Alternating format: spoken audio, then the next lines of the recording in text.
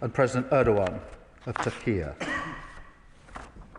Alongside our partners, we have also offered the UK's full support to these efforts.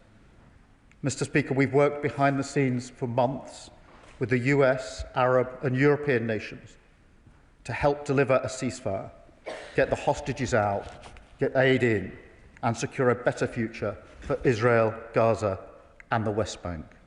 I am proud of our contribution.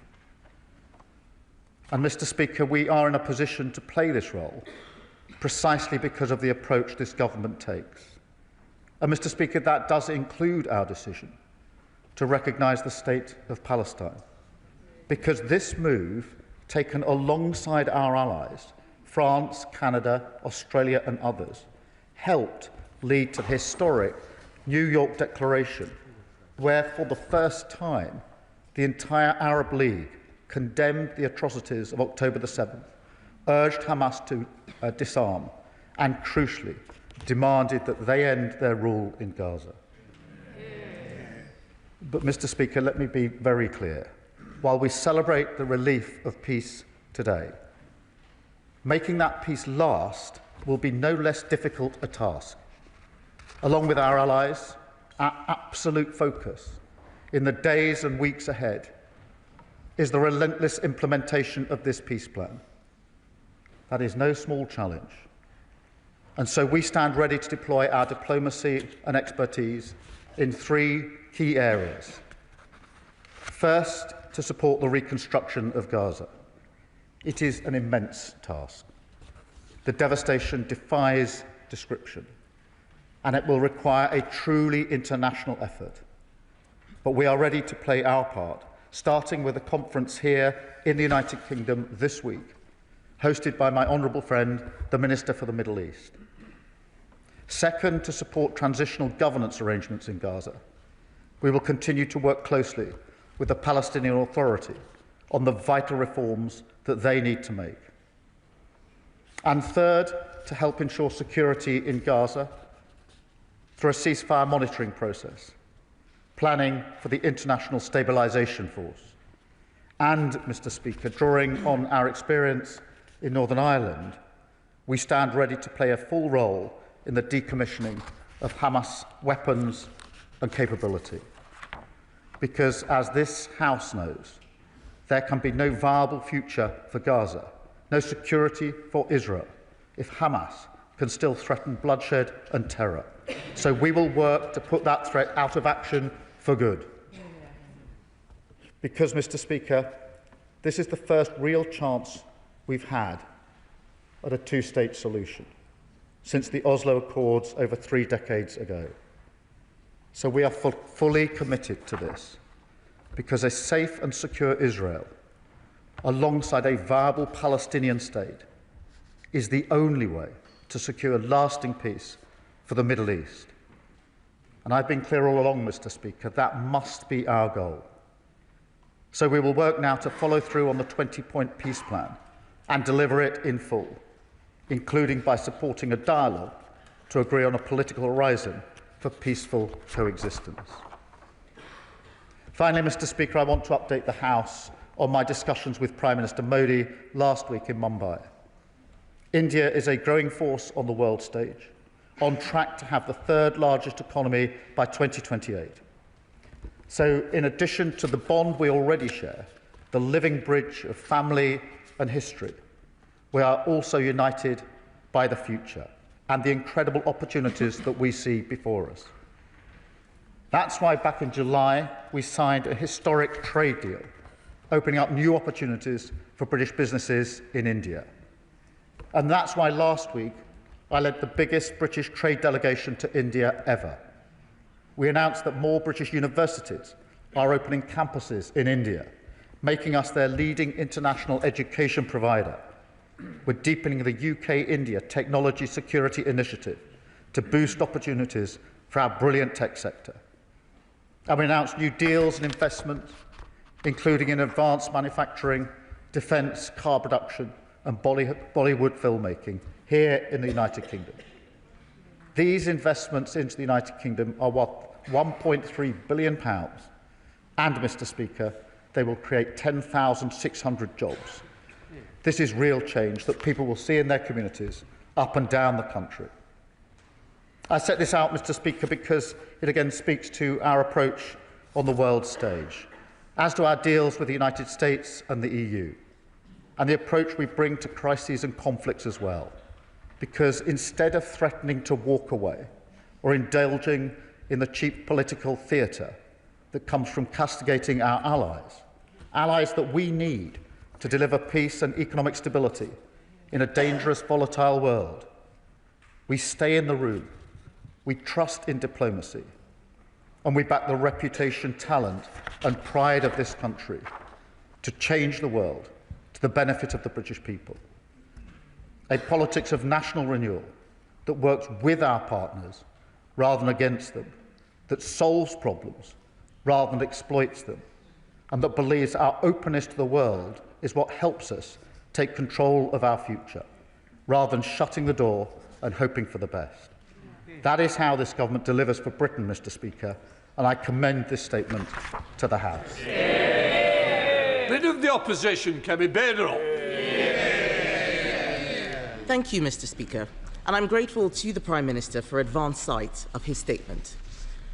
I remember almost 2 years ago meeting 3 mothers whose children had been stolen from them on October 7th and held captive in terror tunnels.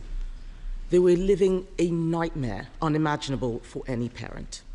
Many of us on these benches have met hostages, their families, heard their stories, and supported them. Yesterday, it was truly momentous to finally see the return of the 20 living hostages who are now back home in Israel after over 730 days in terrorist captivity. The hostages released yesterday showed superhuman endurance in the face of evil, and we send every best wish to them and their families as they begin the process of rebuilding their lives. We also mourn those hostages killed by Hamas and continue to call for all their bodies to be returned to their families. Mr. Speaker, we must never forget what happened on the 7th of October 2023. The abduction of men, women, and children was a calculated cruelty to break body, mind, and soul after inflicting the mindless horror of rape and murder. There is no cause, no grievance that can ever justify what happened that day. I, for one, will never forget.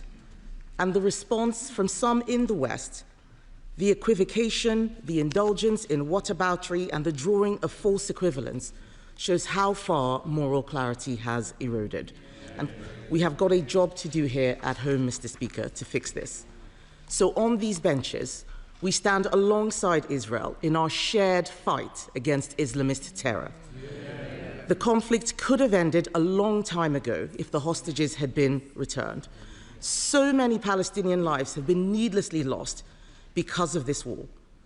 Mr. Speaker, Hamas is a genocidal terrorist organization. A sustainable end to the suffering of civilians in Gaza means the complete eradication of Hamas and the dismantling of its terrorist infrastructure. Even now, we know that Hamas is still killing Palestinians in Gaza. The initial phase of the US-backed peace plan represents a significant breakthrough. I want to thank the US administration, President Trump, and regional mediators for having secured this outcome. They put in the hard yards and found solutions, making clear that all progress would depend on the release of the hostages, a condition that some other governments forgot. Mr. Speaker, with this peace deal, there is much to be hopeful for in the Middle East. If the Abraham Accords are expanded, a new age of peace will have arrived. We will see diplomatic normalization of Israel with the Arab world, something many of us have longed to see. And it saddens me that the Prime Minister's statement does not appear to show that the UK was at the heart of any of these efforts specifically. It is quite clear that UK relations with Israel have been strained by the actions of this government. Their view, and they have stated publicly, is that it looks like under pressure from his own backbenchers, the Prime Minister has taken the wrong decisions, time and time again, diminishing our influence in the region. They can shout shame as much as they want to, Mr. Speaker. Within weeks of Labour coming into power, they decided to restore funding to UNRWA. We haven't forgotten. An organisation, they say yes, that's an organisation whose members assisted in the kidnapping of these hostages, the release which we are celebrating today. Relations with Israel have been so damaged that when Israel launched strikes against Iran, a country that has been a direct threat to us for years, the UK was out of the loop. They may not like it, but it is the truth.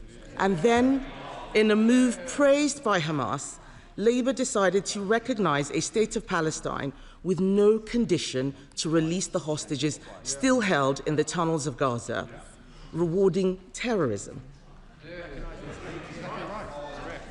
They may chant it from a sedentary position. I will remind them of what the former British-Israeli hostage, Emily Damari, said. She called it a moral failure. I'm surprised to hear the Prime Minister say in his statement that it was a contribution to this peace deal. We all know that the US Secretary of State, Marco Rubio, condemned this recognition, saying it had made ceasefire negotiations harder. That is what the US said. The truth is, as historic events have unfolded in the Middle East, Britain has been out of step with the US. The US ambassador to Israel even called the government's claim that it played a key role in the ceasefire delusional, something Israeli foreign ministers agreed with. Mr. Speaker, I welcome the Prime Minister's promise to scale up protection for Jewish people in our country. Britain has always been a sanctuary for British Jews.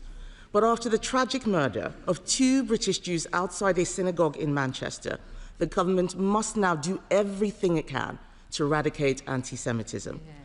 The anti-Israel protesters who have turned our streets into theatres of hate have been relatively silent about the good news of a ceasefire and hostage return, showing us their real motivation. The Prime Minister mentioned in his statement the Palestinian Authority. Can he tell us whether the government's preference for the Palestinian Authority to take the reins in Gaza, if they have committed to end the pay-for-slay policies that reward families of terrorists for killing Israelis? Will it deal with anti-Semitism in education, and are they demonstrating any democratic progress? Mr. Speaker, there are also domestic implications. We need to strengthen our borders. Hamas is still running Gaza. Those who would be allowed to leave can only do so with Hamas's approval. We should not be bringing anyone to Britain with links to extremism, anti-Semitism, or to Hamas and other terrorists. So can the Prime Minister confirm whether he intends to bring people from Gaza to study, for healthcare, or for other purposes? And what measures are in place to ensure we are not importing extremism, anti-Semitism, or anyone linked to Hamas and other terrorists? Mr. Speaker, Britain is a great country and still a powerful one. We still have agency to shape the world around us. The government must do better and show it has the backbone to use Britain's power to make a better world.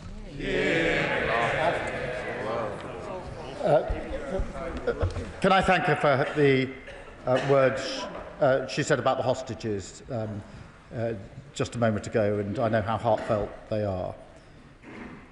I was surprised and saddened that she spent more time attacking what we actually did to help the process than even mentioning the humanitarian crisis in Gaza, without setting out in terms the number of people that have been killed, that are starving, been subjected to denial of aid, when the immediate task for any serious government is to work with allies to get that aid in at speed. I would have expected at least an acknowledgement of that terrible situation. It shows yet again just how far her party has slid from serious statesperson approach to diplomacy. This is not the time for a fight about what role any individual played. I am proud of what Steve Witkoff said about our National Security Advisor. He was negotiating this. He knows absolutely the role we played, and this House should be proud that we played that role. We played that role only because of the relationship that this government has with the Trump administration. We are a trusted partner working both before this peace deal and afterwards. And yes, I did discuss recognition of Palestine with President Trump when he was over here. That's what grown-up, responsible partners do, unlike the discussion here. And I'd stand by my words that the first time in New York was the first time that other countries in the region were clear in their condemnation of Hamas. That was a key and important aspect of what has now happened. In relation to her questions, she will know from the reforms that have already been committed to that the Palestinian Authority and any elections will not tolerate any election of individuals or parties that are not committed to a peaceful process. That is an absolute red line. It is part of the agreement. It's what we've been talking to other allies about for a very, very long time. On healthcare cases, yes, as I reported, we have had healthcare cases coming to the United Kingdom and students, and of course we're extremely careful in the checks that we carry out on everybody that comes to this country. But I return, Mr. Speaker, to the fact that this is a historic deal. It is important for the region, it is important for the world, it is to be celebrated across this House because of the relief it brings to the hostages and their families in particular, and to the many thousands of people in Gaza. And I was, as I say, surprised and saddened that she overlooked what to me is a really important part of the resolution of this conflict. Chair of the International Development Committee, Sarah Chen. Thank you, Mr. Speaker. And can I thank the Prime Minister, his ministers and all the officials that I know have been working behind the scenes incredibly hard for the last 2 years to get to this historic point. He is right, it is a chance of peace, and I am nervous for the next stages, but it is definitely a chance to get aid flooding into Gaza.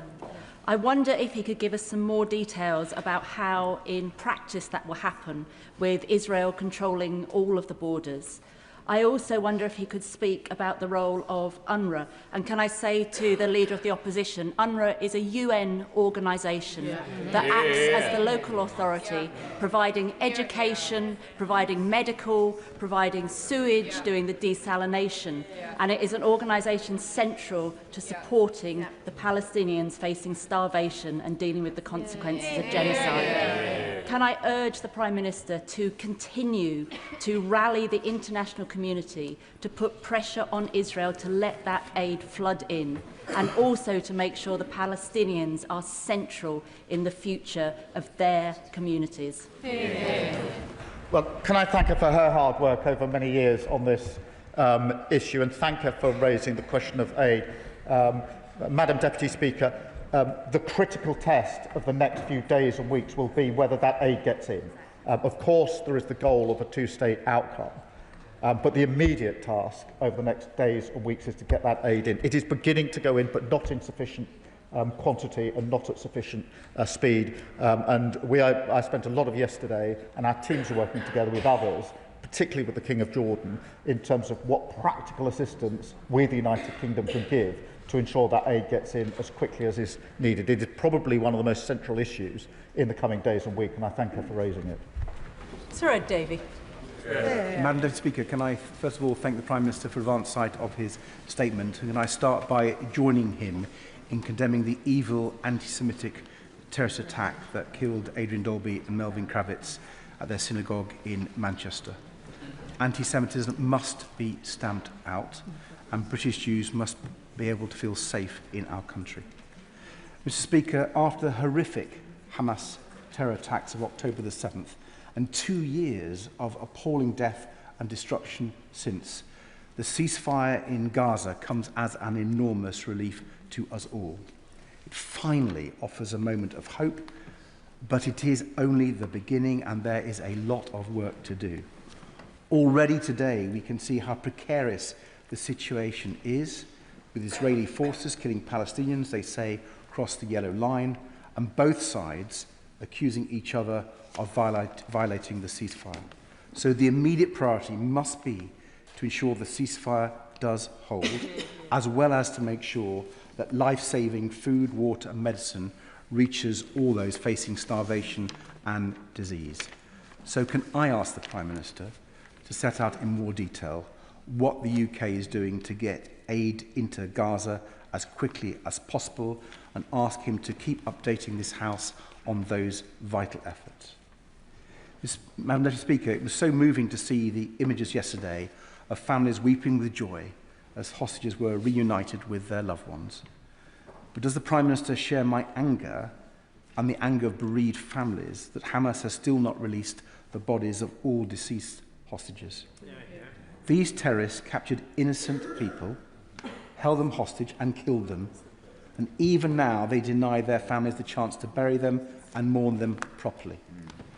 Palestinian families are starting to return home too, but for many, their homes are now rubble, and the process of rebuilding will be long and difficult. A ceasefire is not the same as a lasting peace.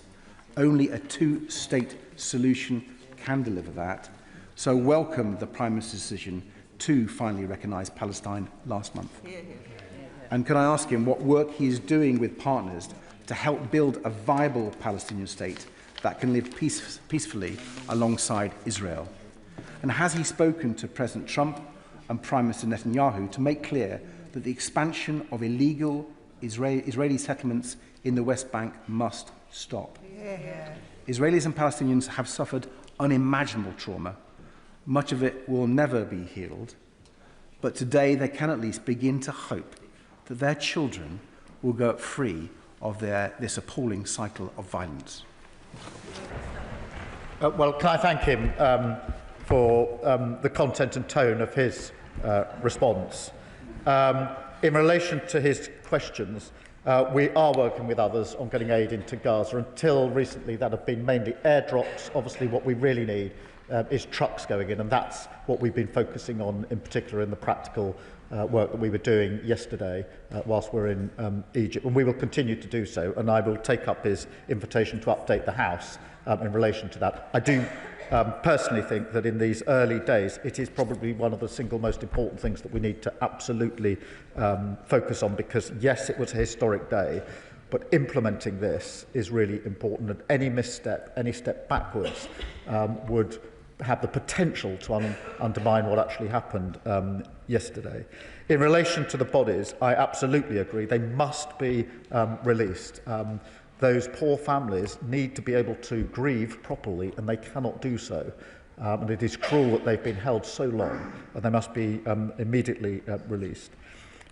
In relation to the two-state solution, look, this is necessarily and rightly the long-term objective, because I do not believe there will be lasting peace without a two-state solution, a safe and secure Israel, which we do not have, or a viable Palestinian state, which we do not have. And so that must be the end goal, and we're working with others to ensure that that remains the goal. Along the way, there has to be the work on the governance, the security and the reconstruction in Gaza. And I have to say, once the media are fully into Gaza, I think we will be having quite some debate in this House when the full horror of what has happened there and devastation is finally seen. In relation to illegal settlements, yes, I absolutely have made clear in relation to the West Bank what must happen, or not happen, I should say, in relation to the illegal settlements. And it's important that we ensure that this is a process that leads to a lasting peace for Israel, for Gaza, and of course for the West Bank as well. John McDonnell. The Prime Minister mentioned his conversations with President Sisi. Can I take this opportunity to thank him for the conversations and interventions that he had with President Sisi and his team to secure the release of Allah Abdi el-Fattah from an Egyptian prison? We're all elated at the release of the hostages and the detainees and prisoners, but there's some confusion about whether or not two prominent Gazan Palestinian doctors have been released. Dr. Hussam Abu Safia and Dr. Marwan Al-Hams. Both of them were detained and, unfortunately, ill-treated within the Israeli prisons. it would be really helpful if the Prime Minister could now confirm whether they've been released or not, and if they haven't, to make further representations to Israeli authorities. Can I thank him for his words in relation to Al-Fatah and his long campaign and raising of this important issue.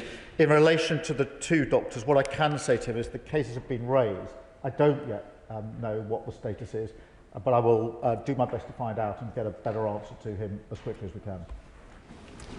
Part of the House, Sir Edward Lee. Beneath all the peace rhetoric, the brutal Hamas regime was openly executing people yesterday and refused to give up their weapons. Prime Minister Netanyahu has said he's going to remove them by force if necessary. He refuses to accept a state in the West Bank. I mean, it may be naive, but cannot both sides of the House unite in saying that we are absolutely, completely committed to creating a Palestinian state in the West Bank? This is their God-given right, and it's the only way we're going to end this cycle of despair and violence.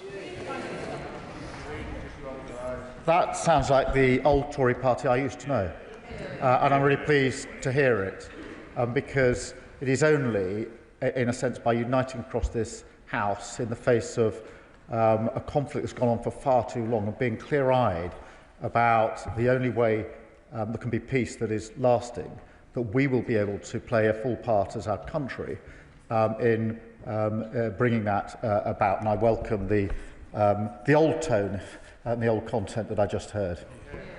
Melanie Ward. Thank you, Madam Deputy Speaker. The emotional scenes in recent days in Palestine and Israel are proof that only politics and never violence can bring security to the people of the region. And accountability for the heinous killing that has taken place must be part of the future too. As someone who, as a then aid worker, stood in a hospital in Gaza last year, I know that the UK can play a key role in rebuilding Gaza's decimated health system. Will the Prime Minister meet me to discuss this?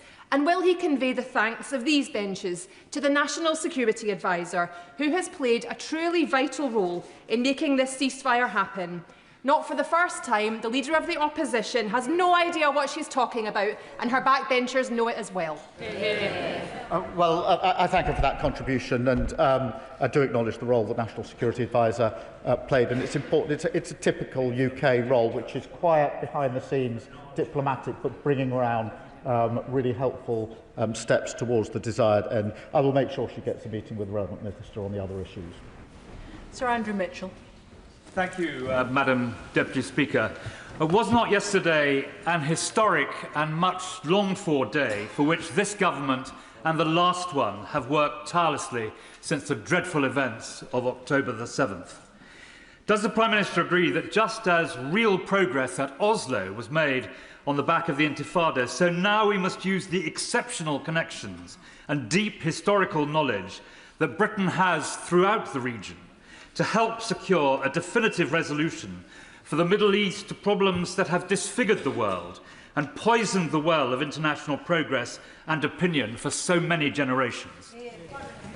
Well, can I first acknowledge the role that he played in office just before the election and what he brought personally to the table in relation to this, and the cross-party way in which he worked to ensure that the House as a whole could bring to bear pressure to bring about change. He's right about the goal that we need to achieve and the way that we want to achieve it, and so I wholeheartedly agree with him. Thank you.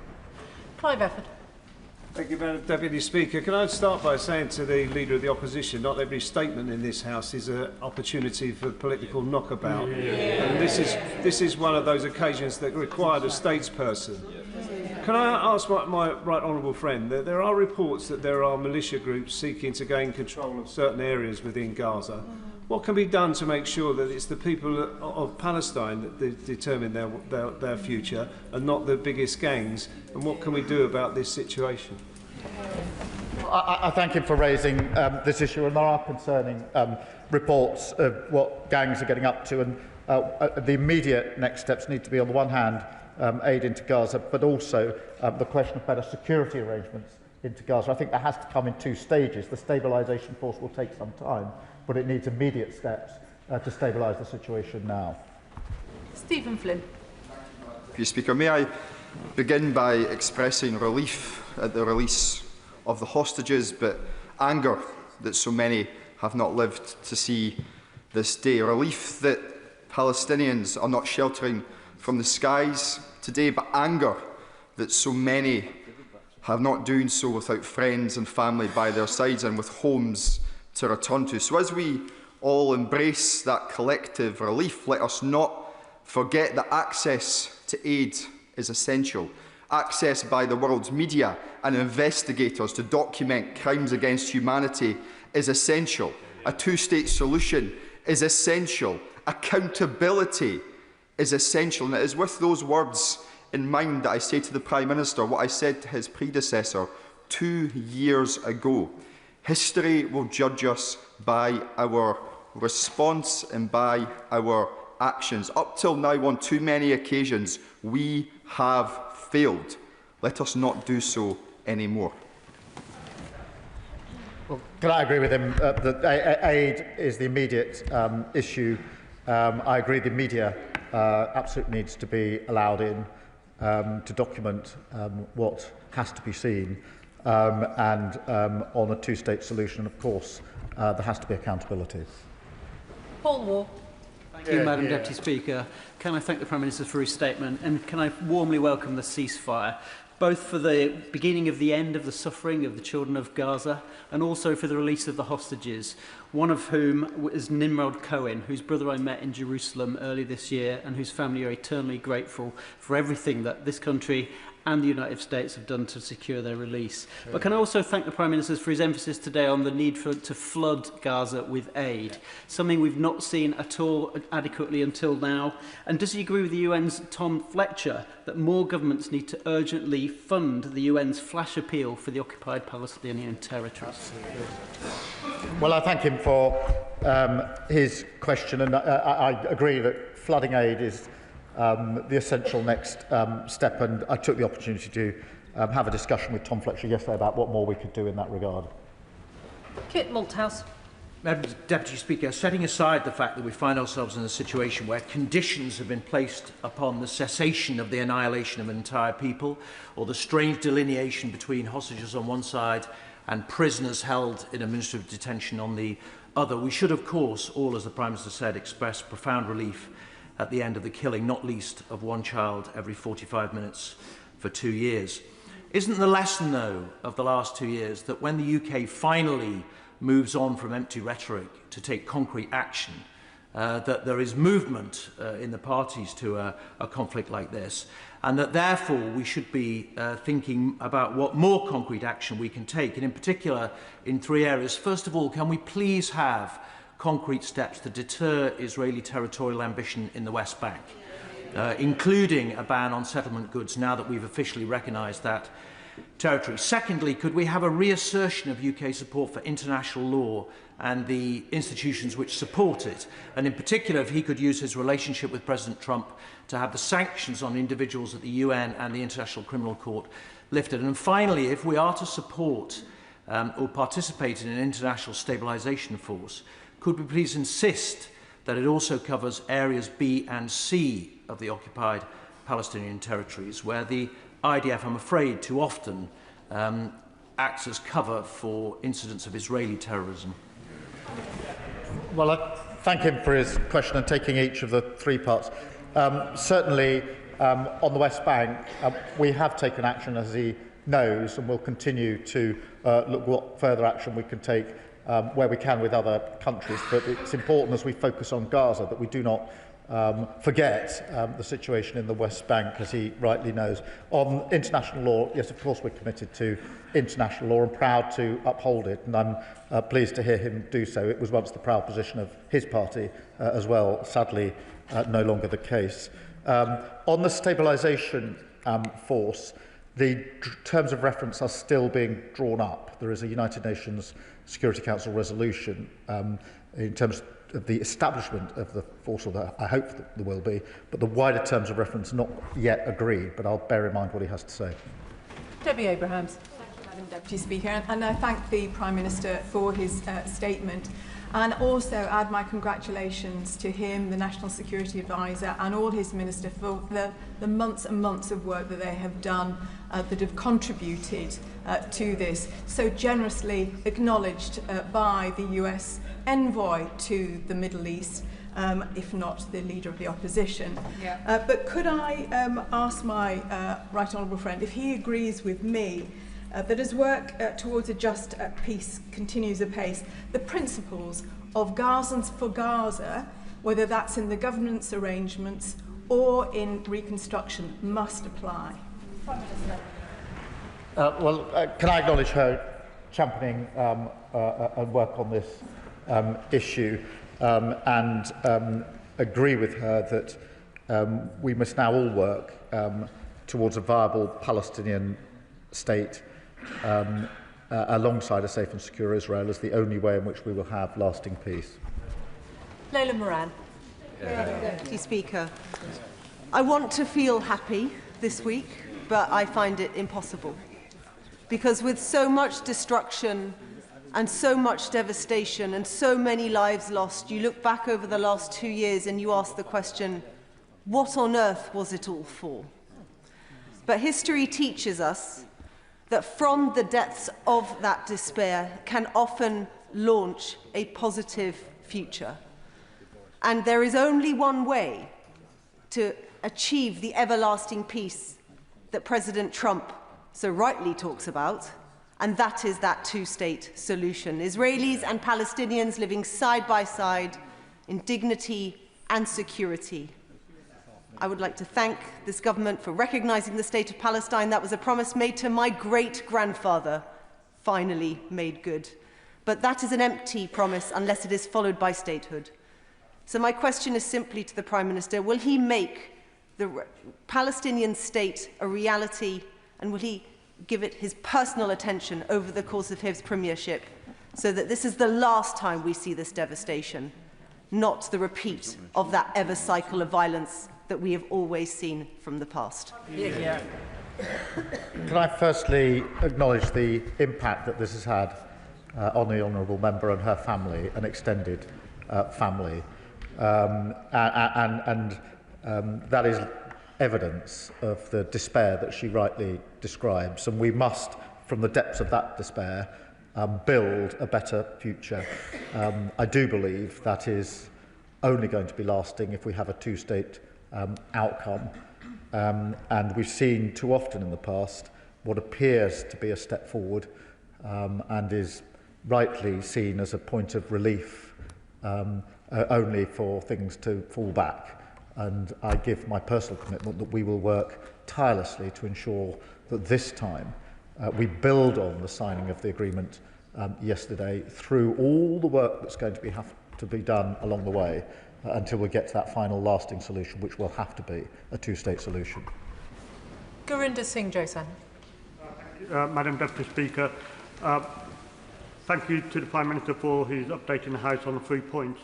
And I join the Prime Minister in his condemnation of the anti-Semitic terrorist attack in Manchester and also the arson attack on the Peacehaven Mosque. And I welcome the Prime Minister's commitment to fight hatred in all its forms and the support provided for security at synagogues and mosques. And I do ask the Prime Minister to ensure that security at all our places of worship remains a priority. The approach taken by the Prime Minister on the Middle East and the ongoing engagement with India of pragmatic engagement has been shown to be the correct approach. So does the Prime Minister agree that British values of democracy, respect, internationalism and perseverance are going to be key to the ongoing work required to deliver a two-state solution, but also further economic progress and trade deals that will benefit the people of the UK? I thank him for his question, and can I just agree with him? We must provide the security needed at all of our places of worship, and I know across the House people will be saddened and concerned to know that some of our places of worship require the sort of security that we are seeing today. That is something we must all work to alleviate. That is partly a question of putting in more resource, but it's much bigger than that in terms of the change that we need to bring about. I do believe that the approach that we're taking of diplomacy, sticking to our values and being in the room to argue is of benefit to this country in relation to not only the Middle East, also India and the wider world. Sir Oliver Dowden.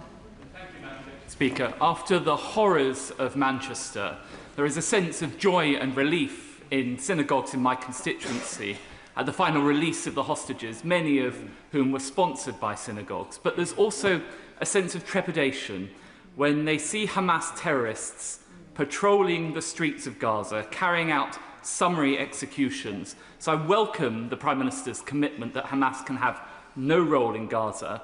But while he's on the issue of Islamic extremism, does he agree that now is the time to review the UK government's approach to the Muslim Brotherhood, which has been banned in many other countries, such as the United Arab Emirates?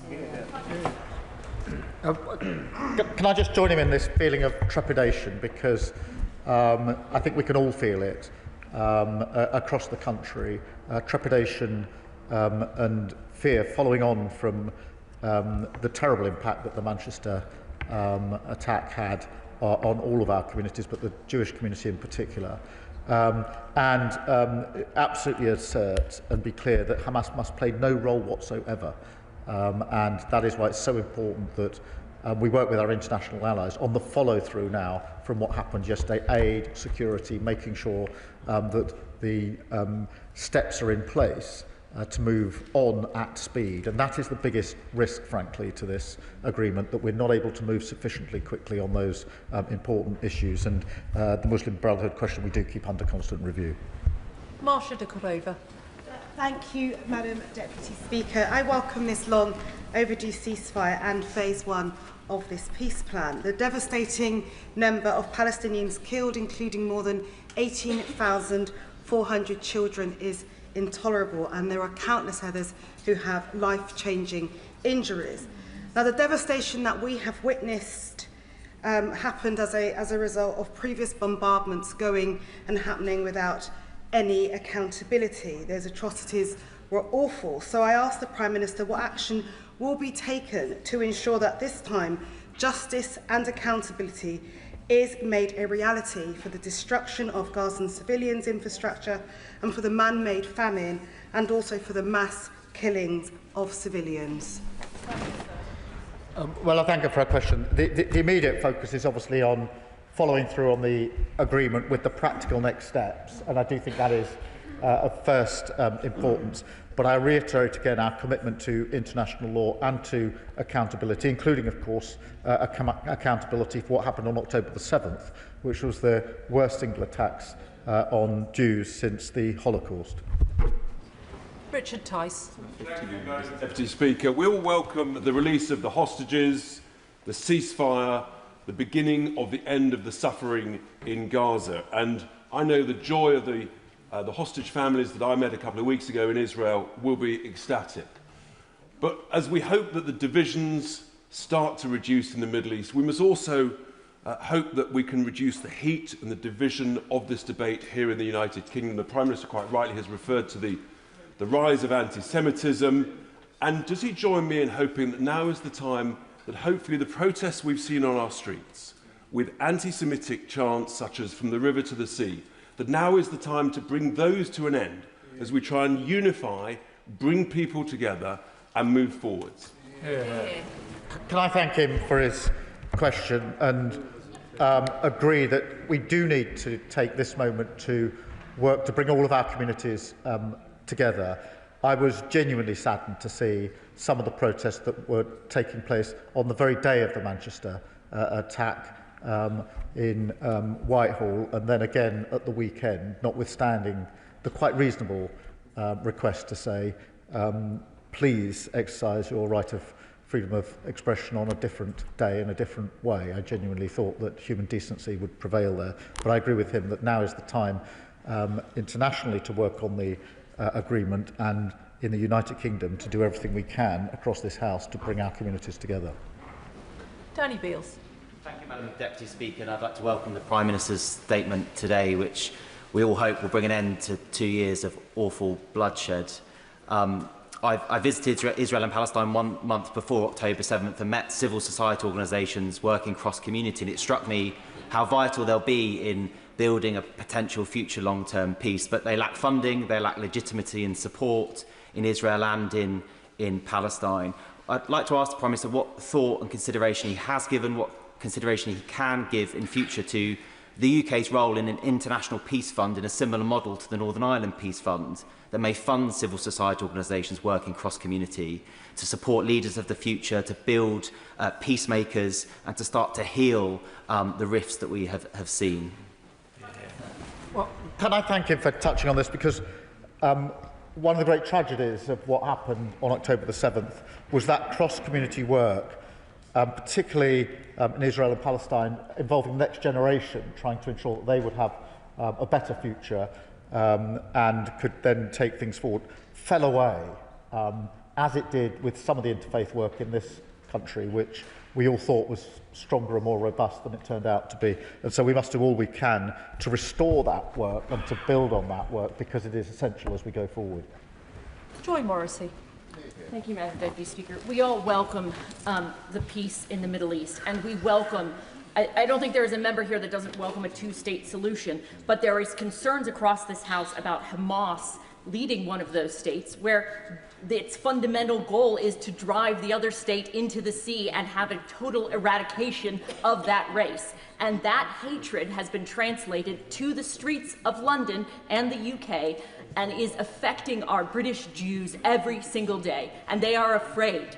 And Prime Minister, I'm asking the Prime Minister, what will the Prime Minister do to actually alleviate the level of anti-Semitism that is transferring to the streets of London and Manchester and across the UK because of a war that has happened in the Middle East?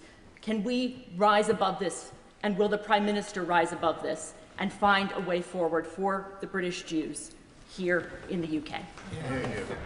Well, can I thank her for her question, and absolutely agree with her. There can be no way that Hamas can play any role in a Palestinian state, and that is the absolute red line of all those that recognised Palestine earlier this year, and the red line of the New York Declaration. And it is a really important and fundamental red line that has to be kept to, for all the reasons that she has set out, and I think across this House everybody understands.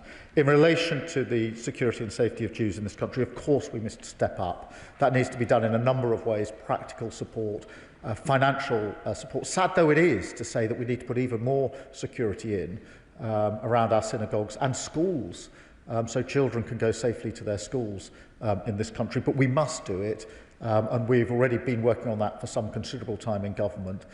I took the time the day after the Manchester attack to talk to the CST and other leaders about what more we can do in that regard, and I'm more than happy to work across the House on this. I think we owe it to our Jewish community here that we're seen to be working together on these important measures, and I thank her for her support. Naz Shah. I first of all associate myself with the comments from the Prime Minister regarding the heinous attack in Manchester and on Peacehaven Mosque.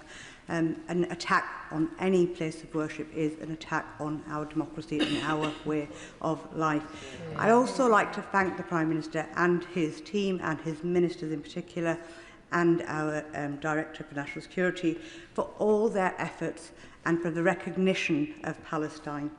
This is something that has been, as the member stated earlier, long overdue and historically put in a right that we should have done a long time ago. And that has no doubt contributed to where we are today. So once again, a huge thank you.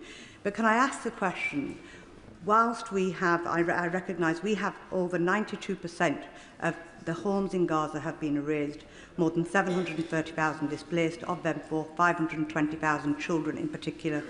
Could the Prime Minister outline in detail what more is being done to rebuild Gaza, in addition to aid, in addition to our conversations? Thank you. Can I thank her for her question? And reconstruction is a really important task.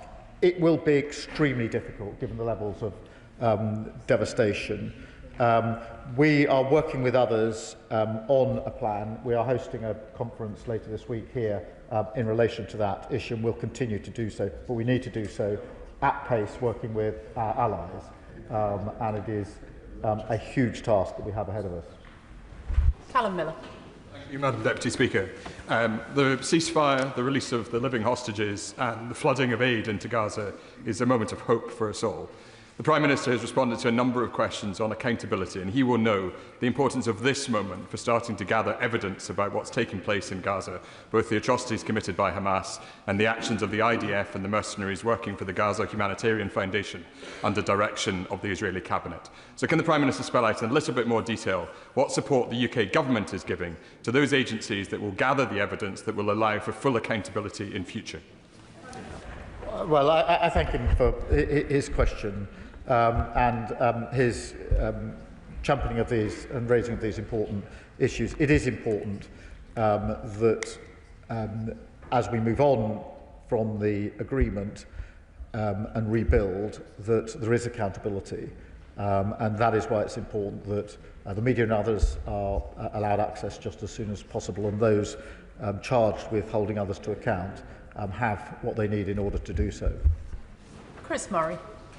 Madam Deputy Speaker, I know I speak for my whole constituency when I welcome this long overdue ceasefire, and can I put on record my thanks to Prime Minister and Foreign Office Ministers for the many opportunities to put my constituents' views to them.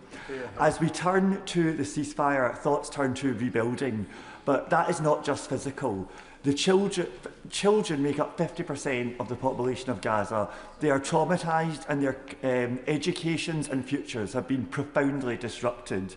Giving them a future is the best guarantor of future peace. So what can the British government do to ensure the children of Gaza have a real future? I thank him for raising this because children in Gaza haven't been to school for the best part of 2 years. It's had a huge impact, and we are already working at pace with others to see how quickly that can be one of the first issues in terms of the rebuilding, because it's so essential for those children and to ensure that they have a better future as we go forward. Sir Julian Lewis. The Prime Minister has said again today that there can be no place for Hamas in governing the Gaza Strip. But who can physically prevent Hamas retaining its weapons and regaining control as it did in 2006? And when he talks about anti-Semitism here in Britain, is there any other interpretation for the demand to internationalise the Intifada other than a call to attack Jewish communities around the world? There's no other interpretation. I'm glad and pleased that he raised it and to give me the opportunity to agree with him on that important point. On the first point he makes about decommissioning, of course this is going to be difficult, but it's vital. It was difficult in Northern Ireland in relation to the IRA, but it was vital, and that is why we have said that we stand ready, based on our experience in Northern Ireland, to help with the decommissioning process. I'm not going to pretend that's easy, but it is extremely important. Stella Creasy. Thank you, Madam Deputy Speaker.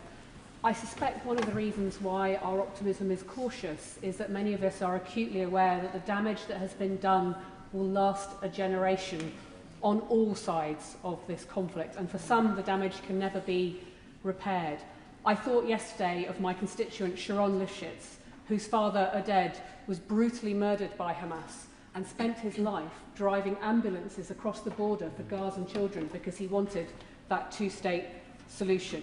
The Prime Minister spoke of the evacuations, and I'm very proud to have worked with Project Pure Hope, who were the first organisation to get children out of Gaza here to the United Kingdom for medical treatment. And now we have a scheme, but we know many more will continue to need assistance, and they will need the assistance that medical teams here in the United Kingdom can provide. So can you just update us on the commitments and how long that will be for that scheme, and how we can make that Oded's legacy in this House? I can update. We are evacuating. We've got plans to continue to do so, and I'm happy to either myself or through other ministers update the House on what we're doing and how we're doing it. Sammy Wilson. Madam Deputy Speaker, and first of all, can we welcome the release of the hostages and the prospect of long-term peace in that area of the Middle East. I know this is probably sticking the throat of many members opposite, but we must thank President Trump for the role which he played in delivering this deal. He recognised that weakness will never move terrorists, and only strength will do so, a lesson which, unfortunately, I think our government needs to learn, because Hamas were encouraged by the recognition of the Palestinian state which our government undertook. But that lesson needs to be applied at the next step. And the Prime Minister has rightly said that Hamas can have no role in the future of Gaza. What steps does he intend to take to ensure that, first of all, they don't have the guns which enable them to have control, that they relinquish that control, and they can never use Gaza again as a launching pad for their terrorist attacks? He will know that I have thanked President Trump a number of times, and I'm absolutely clear that but for President Trump, this peace agreement would not have been reached. I've had the opportunity to say that to him publicly and also privately, because, as you know, we get along, and that is good for our relationship with the US and our ability to influence events. On decommissioning, this is such a serious issue, because it's very hard to see how there can be lasting peace unless Hamas is ridded of its weaponry and capability, and that's where I think the decommissioning work will be hugely important. It's part of the 20-point plan. It now needs to be turned into real actions, working with others, and I do think that the United Kingdom has got experience, sadly in some senses, but we do have experience of the challenges of decommissioning that we can bring to the table in relation to this. Jonathan Brash. Thank you, Madam Deputy Speaker. Can I welcome the Prime Minister's statement today and, of course, this peace deal? Can I also welcome his crystal clear statement that there can be no lasting peace and no viable Palestinian state in which Hamas is involved in any way? Similarly, there can be no lasting peace without the reconstruction that is now desperately needed. And I think the Prime Minister has said on a couple of occasions today that the public, I think, were going to be surprised when they see the extent of the devastation that's taking place. Right now, there are 400,000 tonnes of rubble that need to be removed before a single piece of reconstruction can take place. So can I ask the Prime Minister, will he reject the isolationist calls in some quarters and agree with me that this country will rightly play its full role in ensuring that reconstruction takes place? Well, I can give him that assurance, and I genuinely think that across most of this House, that is the position that most members would want this government to play, and will support it. David Mundell. Thank you, Madam Deputy Speaker, and I very much welcome the release of the hostages and what the Prime Minister has said about aid. But flooding Gaza with aid is not an end in itself. It's the distribution to those people who need it most. So what reassurances can he give the House that gangsters and criminal gangs will not play any part as intermediaries in the distribution of that aid? Thank him for raising this. Firstly, let's be clear, aid is not flooding in today. It is beginning to go in today. It needs to flood in, but it's not flooding in yet, and so we do need to get it in. He's absolutely right that then the distribution becomes a critical next issue, and that's why we're working with others on what the security arrangements need to be in place as soon as possible in Gaza to ensure that aid gets to where it needs to get to. So volume, speed and effective distribution are absolutely key in relation to this, and we're working with others to ensure that we play our part in that. Sana Begum. September last year, the government announced that it has suspended 30 export arms licences to Israel, with around 350 licences remaining active. The government has repeatedly said it was blocking the sale of items to be used in Israel's military assault in Gaza, yet a new Channel 4 report has found Israel imported nearly £1 million worth of UK munitions in the first 9 months of this year, with a total of 110,000 items categorised as bullets from the UK to Israel in August alone. Could the Prime Minister confirm whether UK-made munitions were used in Israel's military assault in Gaza, and does he agree with me that a world for justice and with peace that is lasting must be won without these bullets and these bombs? The government's position in relation to banning arms has been set out on many occasions and it's not been altered. Ellie Chams. Thank you, Madam Deputy Speaker. I warmly welcome the ceasefire and was deeply moved, as I'm sure we all were, by the scenes of Israeli and Palestinian families being reunited yesterday. One of the Palestinian prisoners who has not been released is Mr. Marwan Barghouti, a member of the Palestinian Legislative Council who's been in prison since 2002 without a fair trial and subjected to human rights abuses. Can I ask the Prime Minister what recent representation his government has made in the last few days to secure the immediate release of Mr. Barghouti, given his widespread popularity as a unifying voice for Palestinian rights, dignity and freedom, and therefore his potential crucial role in securing a meaningful and lasting peace in the region? Can I thank you for raising the individual case and offer to provide her with such further information as we can, as soon as we can, in relation to that particular case. Yuan Yang. Thank you, Madam Deputy Speaker. I deeply welcome this long-awaited ceasefire and release of hostages. And I want to thank the Prime Minister and his ministers for their tireless work and international leadership on this front, including in the upcoming Gaza Recovery Summit to be held later this week in the UK. I'm glad to hear the Prime Minister's commitment to reconstruction and to aid. I note the UN Commission of Inquiry's recent report that described how the obstruction of aid into Gaza has led to what it calls the destruction of Palestinians. What is the current situation facing UN agencies' access to Gaza, and what more can we do to ensure that it flows freely? Prime Minister. Tom Fletcher is leading our work in relation to this, and we've been clear throughout that aid cannot get in on the scale and volume that's needed without the UN, and that's why we've always championed and said the UN should be part of that distribution. Sir Julian Smith. Madam Deputy Speaker, it is fitting that this statement is followed by one on Northern Ireland. The UK has world-leading experience on sustaining peace, whether it is security, intelligence or military, whether it is decommissioning, policing or political institutions. Could I urge the Prime Minister to do an audit of the generations of civil servants and, dare I say, special advisers who have experience in this area and put them on offer to sustain this peace deal?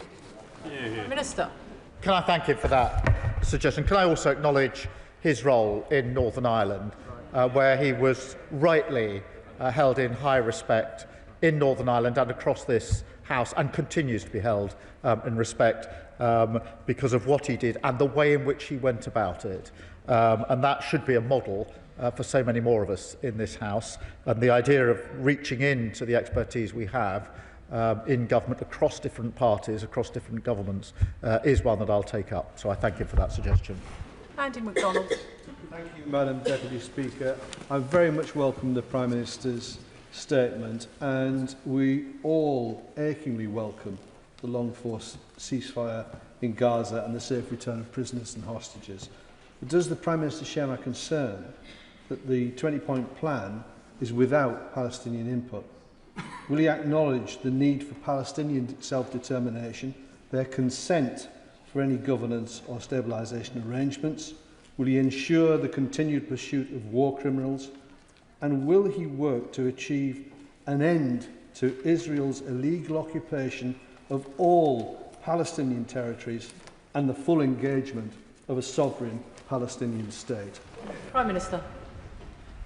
Can I just be clear on my 20-point plan? This was widely and warmly received by so many countries yesterday. He will have seen the representation at Egypt for the summit yesterday, including the Palestinian Authority, and therefore it is really important that when we get an achievement like this that we now focus on implementing it rather than trying to unpick it. In relation to the two-state solution, I think across this House, by and large, there is agreement that there won't be lasting peace without a two-state solution, and therefore we must act to implement the 20-point plan, but we must also, as the plan itself envisages, work towards a two-state solution and not lose sight of that goal. Anne Davis. Diolch yn fawr, Madam Dirprwy Llafarydd. The images of ceasefire and families united are deeply heartening, and a moment of relief and celebration amidst such immense suffering.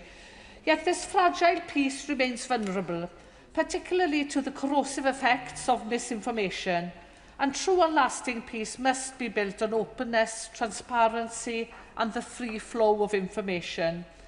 What steps is the Prime Minister taking to press Israel to grant journalists access to Gaza as part of a broader commitment to truth, accountability and a just peace? Minister.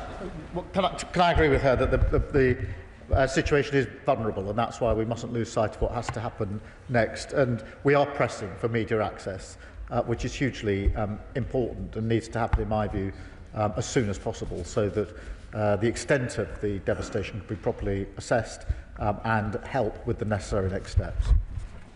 Cat Smith.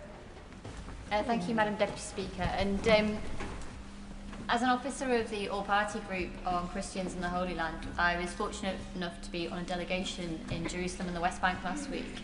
And it was clear to our delegation that speaking to Palestinian Christians, that they are delivering hospitals and schools for Palestinian communities. And given the need for education and healthcare to be a key part of long-term peace, what conversations is the government having with the Christian community in Israel and Palestine to ensure they're part of the conversation as well? Prime Minister. We are having conversations with all, particularly on this question of education and healthcare. I mean, many other issues as well, but education and healthcare are absolutely fundamental. So we're having those discussions, and I'll ensure that any further information she may have is fed into what we're doing.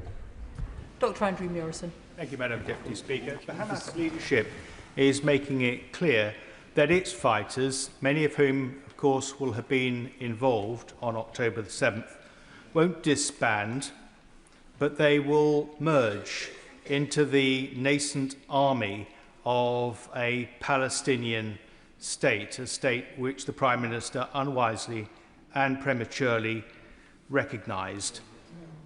Is he comfortable with that? Prime Minister. The 20-point plan is really clear on the steps that need to be taken. That is what has been hammered out with the support and approval of so many countries. That is not easy. But it is a step that many thought was unachievable, and we now have to operate to that plan, ensuring, as is absolutely clear from the plan and from all of our statements, that Hamas can have absolutely no role in the governance in Palestine. That is a clear red line. We need to operate to the 20-point plan now. The widespread agreement to it is something many people thought couldn't be achieved. It has been achieved, and now we must build on that. Florence Eshalomi. Thank you, Madam Deputy Speaker. And I associate myself with the remarks of the Prime Minister for the awful attack in Manchester and the attack in Peacehaven. I just wanted to also highlight the issue around aid workers and the work of UNRWA, working with many British aid organisations, including Oxfam, including Christian Aid and Islamic Relief, who are both based in my constituency. And the UN highlights that today over 500 aid workers have lost their lives. So including British aid workers, so recognising the hard work that aid workers are playing. The Prime Minister has been very clear, and we are united in this House, that and Hamas must not have any role in the rebuilding of Gaza. And it has to be led by the Palestinian civil societies, communities who've had their efforts in the face of decades of siege, occupation and military violence. Does the Prime Minister agree with me that any initiative which bypasses the Palestinians in favour of externally imposed initiatives will fail? Can I thank her first and foremost for raising the specific issue of the aid workers that have lost their lives in this conflict. Very many lives have been lost. Almost all aid workers have colleagues and friends and family members who've been lost as well, and I've heard some of that testimony firsthand, and it's extremely powerful. In relation to the process, this must now be a process that does involve Palestinians in their own future. Of course it must, and that's the only way to get to the two-state solution that we need. Christine Jardine. Thank you very much, Madam Deputy Speaker. I'm sure, like everyone else in this House today, I feel enormous relief at the fact that this ceasefire has been achieved, but that can be nothing to the relief felt by those Israeli families who felt they would never see their loved ones again. And those thousands of children in Gaza who were able to sleep last night without the fear of being bombed. But we've been here before, and for their sake, we cannot let the hope of today disappear in the same way that the promise of the Oslo Agreement did. And crucial to that is going to be confidence in the peace process. The Prime Minister's already alluded to the lessons that we can bring to that process from Northern Ireland. One of them is in decommissioning out Hamas. So can he tell us what support the US administration is going to offer to allow us to use that expertise and experience? Can I thank her? And look, there is huge relief, but I think she's absolutely right. The relief for the hostages and their families and for civilians in Gaza is huge by comparison to our relief. And yes, we have been here before, and therefore we must absolutely drive through with confidence here. As to the specific way in which decommissioning might work, we're at the early stage of that discussion with the US and others. At this stage, we've simply say we stand ready to play our full part. I think and hope we will be taken up on that, and then we can work actively with others. Thank you. Rachel Maskell. Thank you, Madam Deputy Speaker. I thank the Prime Minister for his statement today and also for this peace. May it be long-lasting. Over 1,700 health workers have lost their lives in Gaza, and many more have been physically and psychologically traumatised by the conflict. There aren't the health workers now to provide the healthcare which is needed at this urgent time. Will he ensure that the UK play its part in providing healthcare into Gaza, but also with the decimation of all the universities in Gaza? May we play a part too in training the healthcare workers of the future? Well, thank you for that question. It's a really important point. We are working with others. There was a conference in Paris last week, which the Foreign Secretary attended, which had on its agenda, amongst other things, how we can support the restoration of health care, which is vitally important. As we do that, we will update the House on the measures we're taking. Thank you, Madam Deputy Speaker. Over the last 2 years as co-chairman of the All-Party Parliamentary Group for Israel, I've hosted innumerable meetings where families of hostages have come before us pleading for our support and our help. Equally, at the same time, we've shown the screening of the terror events on the 7th of October 2023 in multiple films. And that's real-life footage captured from Hamas terrorists. But the Jewish community in this country, as my honourable friend has said, feel unsafe. They feel it's not a safe place for them to live anymore. So the Prime Minister has quite rightly alluded to the growing rise of anti-Semitism in this country. So I ask him what he's going to do on a concrete basis to eliminate this scourge, and in particular at our places of education, both our universities, so our Jewish students feel safe on campus, but equally in all of our schools, so that the young people that are growing up in this country are no longer being exposed to anti-Semitism. Well, can I thank you for that? And it is really important that we rise to this challenge and make sure that our Jewish community feels safe and secure and part of who we are in this country. I think that does require concrete steps in relation to security and safety measures. I absolutely think we need to go further on education, particularly in our universities, but not only in our universities. And of course, although he didn't mention it, but I'm sure he knows, the NHS as well, we need to ensure that we drive out any instances we see of anti-Semitism, and I look forward to working across the House on all those initiatives, because we also need to make sure that our Jewish community see that this House is united in ensuring that they have the safety and security that they deserve. Nadia Whittam. Madam Deputy Speaker, and I very much welcome the Prime Minister's statement today. After 2 years of relentless genocide committed by Israel, killing many tens of thousands of innocent people, a ceasefire is a historic and hopeful moment, even though it took far too long to achieve. Watching released Palestinians and Israelis reunite with their families yesterday was deeply moving. But Palestinians are far from free. Their rights are still being denied. They are still living under occupation. They will continue to suffer. Does the Prime Minister agree with me that Palestinians must be able to exercise their right to self-determination and Israel must face accountability for its crimes against them? And what action will he take to make this a reality? Minister. Well, I do agree that there will be no lasting peace without a two-state outcome, and that's why we must continue to strive towards it. And of course there must be accountability for all of those that have committed atrocity, including those that were involved on October the 7th. Adnan Hussain. Thank you, Madam Deputy Speaker. I press the Prime Minister, does he agree that real lasting peace can only be achieved if there is accountability and justice? Overwhelming international consensus, both legal and scholarly, conclude that Israel's actions in Gaza were genocidal. Does the Prime Minister agree that the perpetrators of genocide must face justice? And what steps will his government take to ensure justice is achieved? Prime Minister. Well, I agree that accountability is important. Of course, justice is important in the Middle East, and we are strong supporters of international law and the role that that needs to play in relation to justice in the region. Kim Johnson. Thank you, Madam Deputy Speaker. I welcome the Prime Minister's statement today and also welcome the ceasefire and the release of hostages as part of this historic peace deal, but a very fragile peace deal. But I also welcome the release of Palestinian women and children held in Israeli military prisons without trial. But can my honourable friend explain what steps the government will take to ensure that justice and accountability is made a reality for all victims of international law violations in Israel and the occupied Palestinian territory? Prime Minister.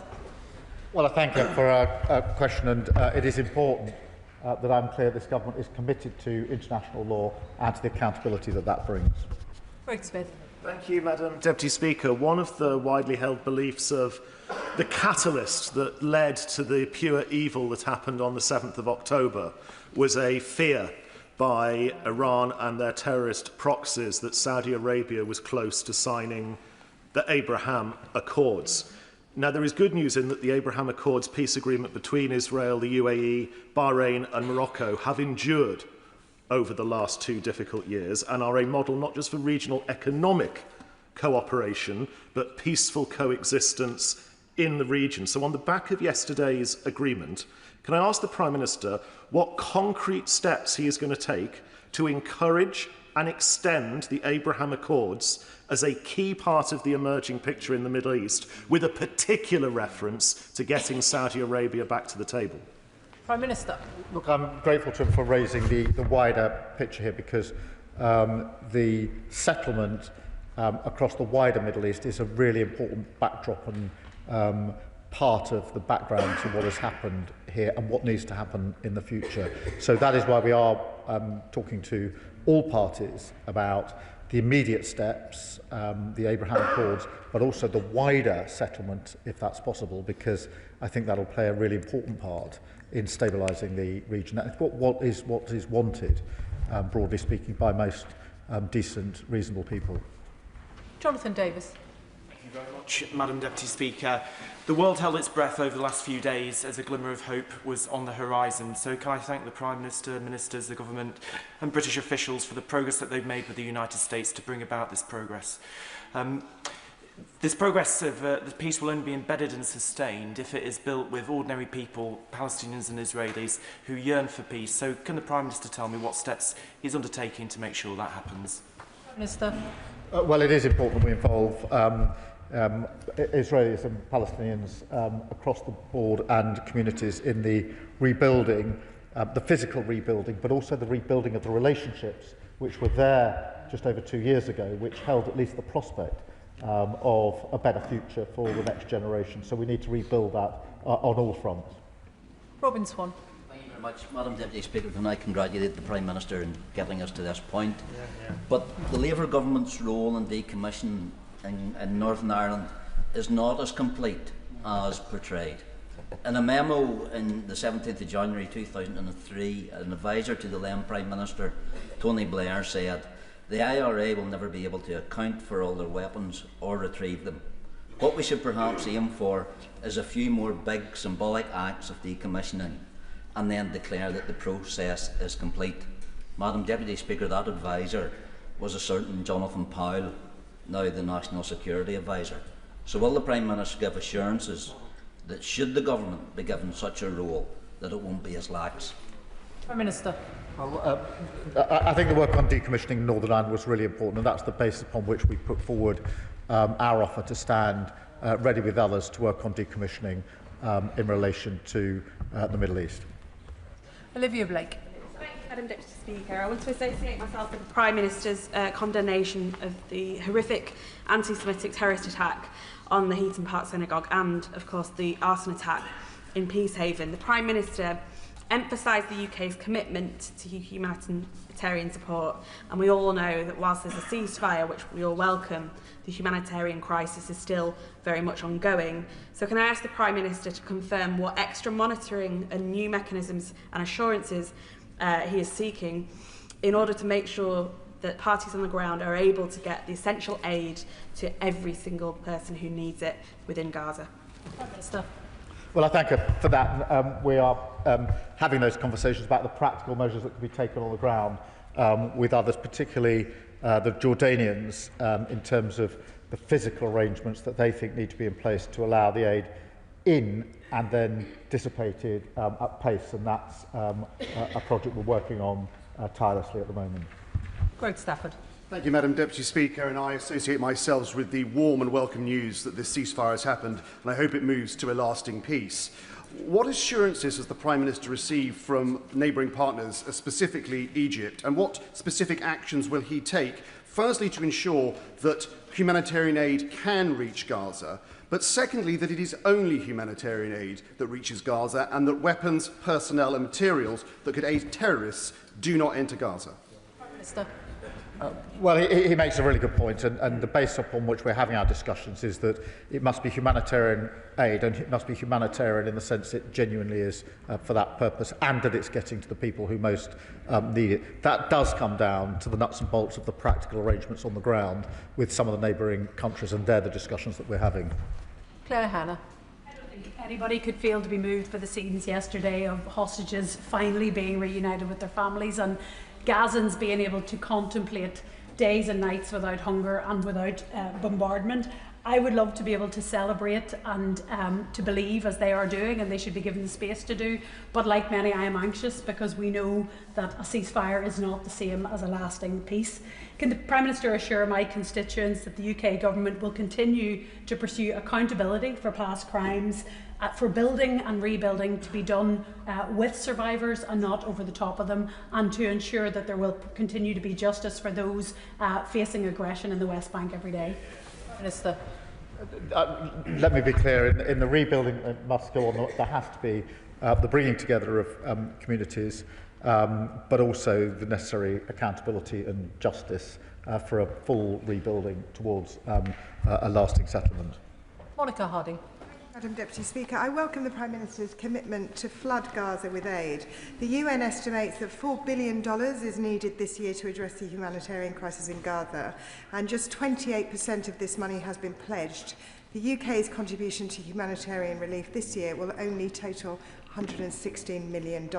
So with the entire population of Gaza in need of some form of humanitarian assistance, does the Prime Minister believe that the UK's contribution to Gaza's relief is adequate? We have made a significant contribution. As we go forward, we're looking at public and private commitments to the reconstruction project that needs to take place. Not just the aid, but the rebuilding as well is a huge challenge facing us all, and we will rise to that with others. Rachel Hopkins. Thank you, Madam Deputy Speaker, and I welcome the Prime Minister's statement. And I hugely welcome the ceasefire and the initial Gaza peace plan, including the release of hostages and prisoners, stopping of the bombardment of Gaza and the start of aid to trickle in. But peace is fragile. So can the Prime Minister reassure the House of this government's long-term commitment to working with international partners to support the rebuilding of Gaza, physically and politically, to ensure a lasting peace and a pathway to Palestinian statehood? Prime Minister. Yes, I can give her that important assurance. I thank her for her question. Danny Kruger. Indeed, Madam Deputy Speaker, this ceasefire is tremendous news, and my sincere congratulations to everybody who was involved in bringing it about, whoever they were, including the British government. I was in Israel last week, and on the day that the ceasefire was announced, I visited the Nova festival site, and I spoke to civilians and soldiers on the Gaza border.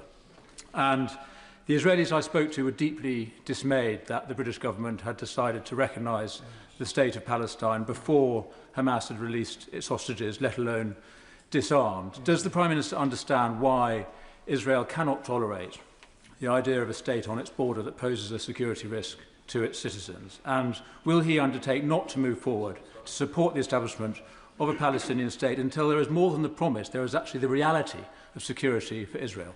Minister. The terms upon which we recognise Palestine, in which all the countries did recently, was on the express acknowledgement that Hamas can play no part in the government.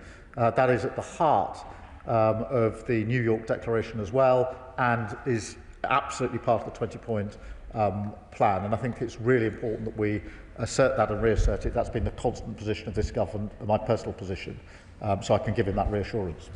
Peter Swallow.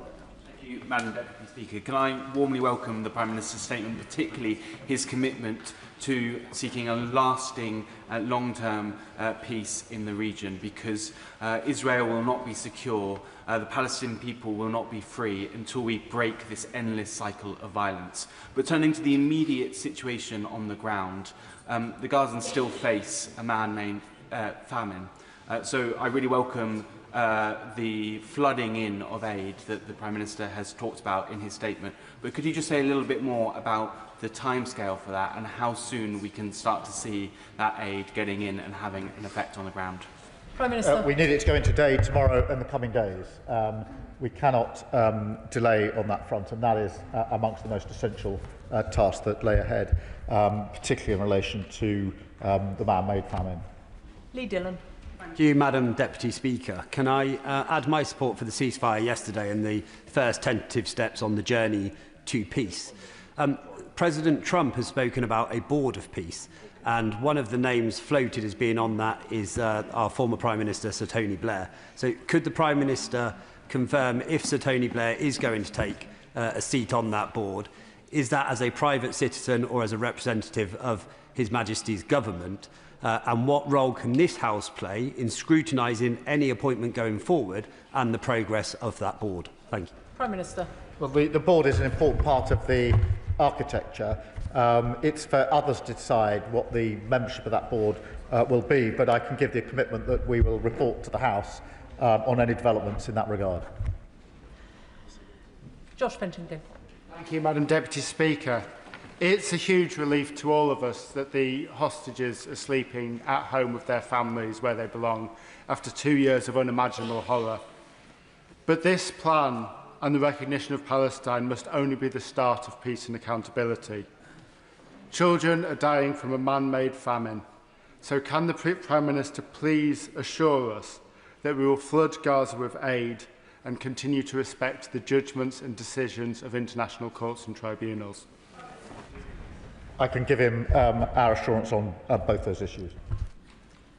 Shawkat Adam. Thank you, Madam Deputy Speaker. I welcome the ceasefire, the release of the hostages, and take solace in some knowledge, or at least hope, that unlike other debates of this nature, at the end of this one, countless Palestinian children will not have been killed by the IDF.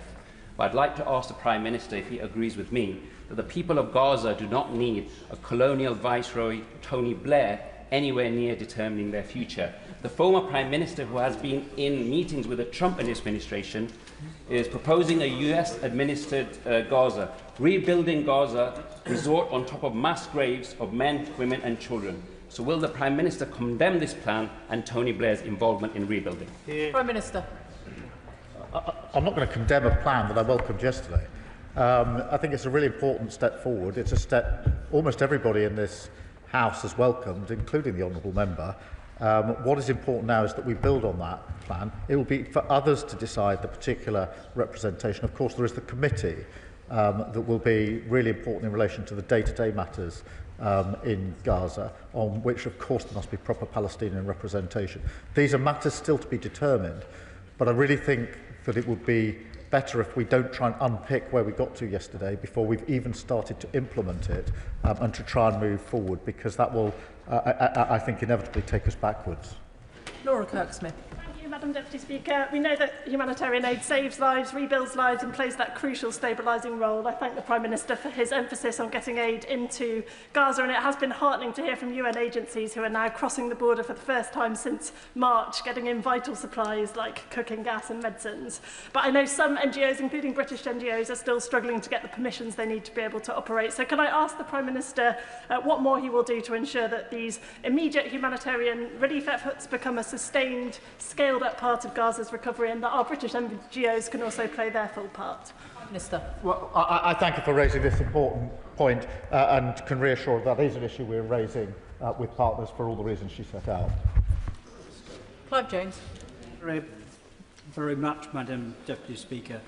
As the Prime Minister and President Trump get along, does the Prime Minister think that he can secure the support of President Trump to get genuine progress towards securing a two-state solution, the only path to ensuring peace, security and dignity for both Israelis and Palestinians? Prime Minister. Well, look, I certainly agree it's the only path, and we are, of course, talking to our allies about it, including our American allies, in the way that he would expect as trusted, respected partners trying to address one of the most intractable problems in recent history, and will continue to do so. Kirsten Sullivan. Thank you, Madam Deputy Speaker. And like others, I welcome the ceasefire and the return of hostages to their families, but that is very much tempered by the loss of thousands of lives these past 2 years. Loved ones that are never going to be able to return home. Elected representatives, humanitarian organisations and individuals across the world, including our constituents, have given voice to the plight of the people of Gaza these past 2 years. So can he tell me what efforts will be made to ensure the people of Gaza will be safe and free to shape the future of Gaza, and for their voices to be heard in the months and years to come? Well, can I thank her for reminding us that, however welcome the news, it is tempered by the loss over the last 2 years in Gaza and in Israel, and that it is essential that the voices are heard of those that are most affected by this and are part of the rebuild that is now necessary. Jim Allister. I gladly join in the tributes of appreciation to all, including President Trump, who made the long-awaited release of the hostages a reality yesterday. But could I press the Prime Minister on the issue of the disarming of Hamas? For the Prime Minister, is that wholly non-negotiable? How is it to be delivered? And if it is not delivered in totality, where does that leave this nation, having recognised a Palestine which then would have a continuing presence of an armed and controlling Hamas? Prime Minister.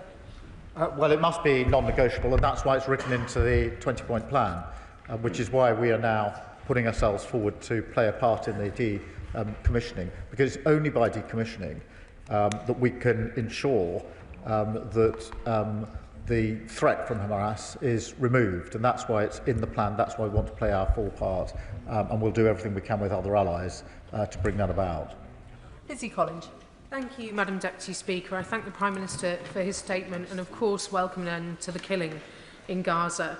And I would like to ask the Prime Minister what guarantees are in place to ensure that humanitarian aid can now reach Gaza without interruption, and that this aid will be independent of the whim of the Israeli government or any other actor on the ground.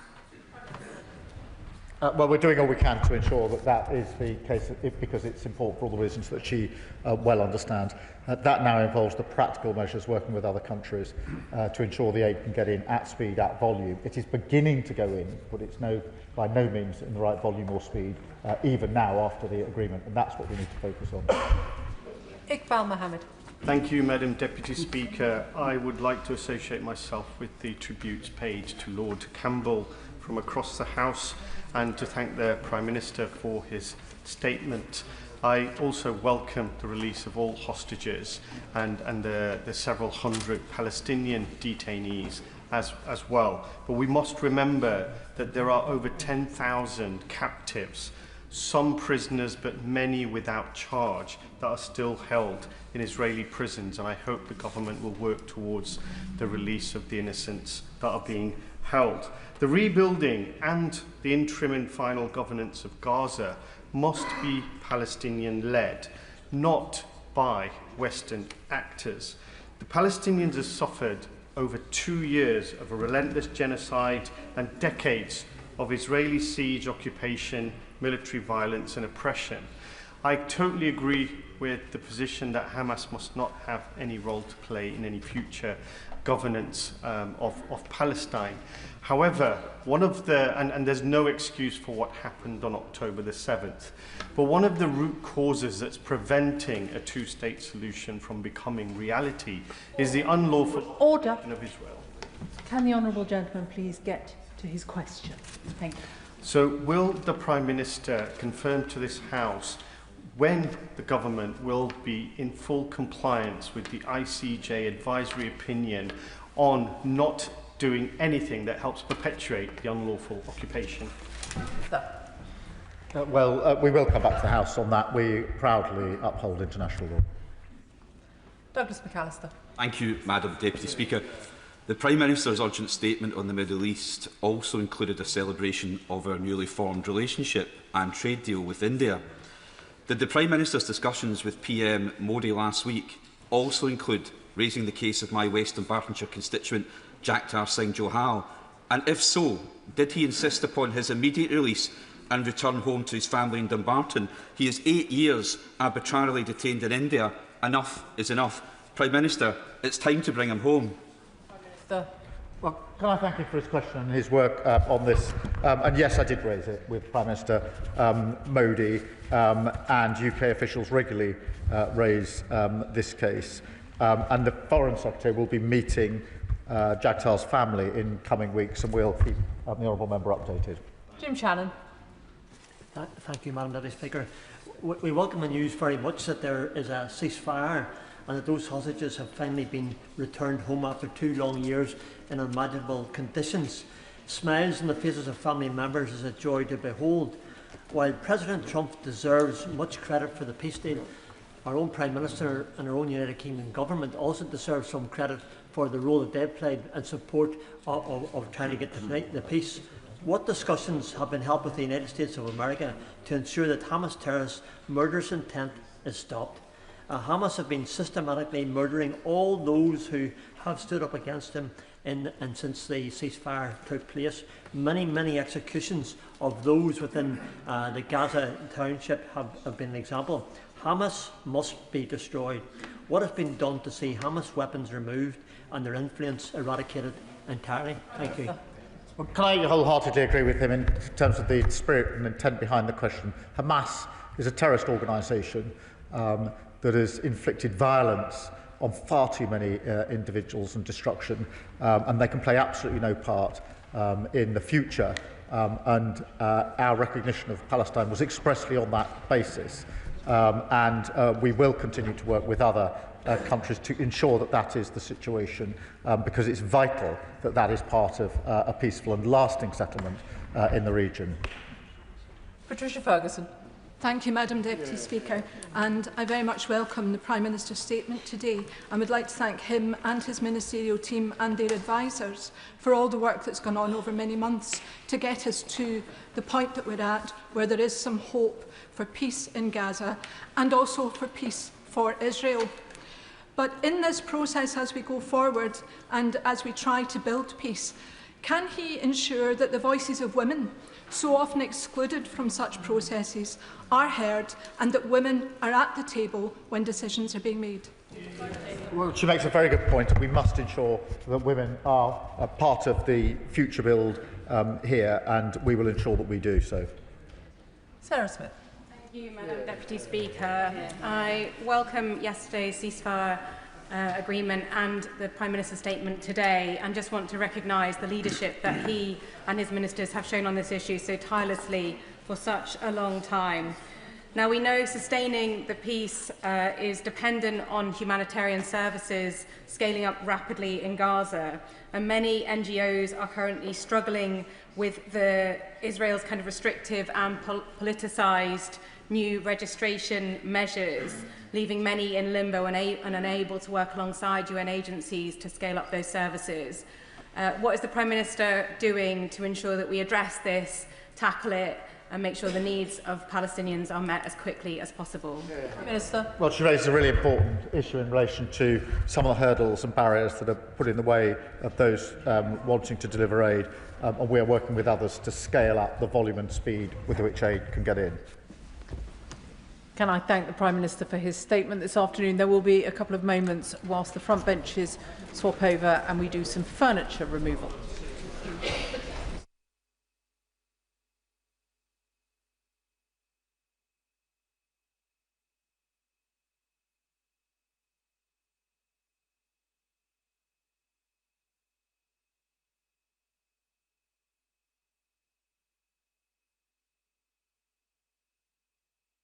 Which brings us to the next business this afternoon, statement on the Northern Ireland Troubles. Secretary of State Hilary Benn. With permission, Madam Deputy Speaker, I would like to make a statement on the legacy of the Troubles, which still hangs heavily over the lives of so many people in Northern Ireland and indeed across the United Kingdom.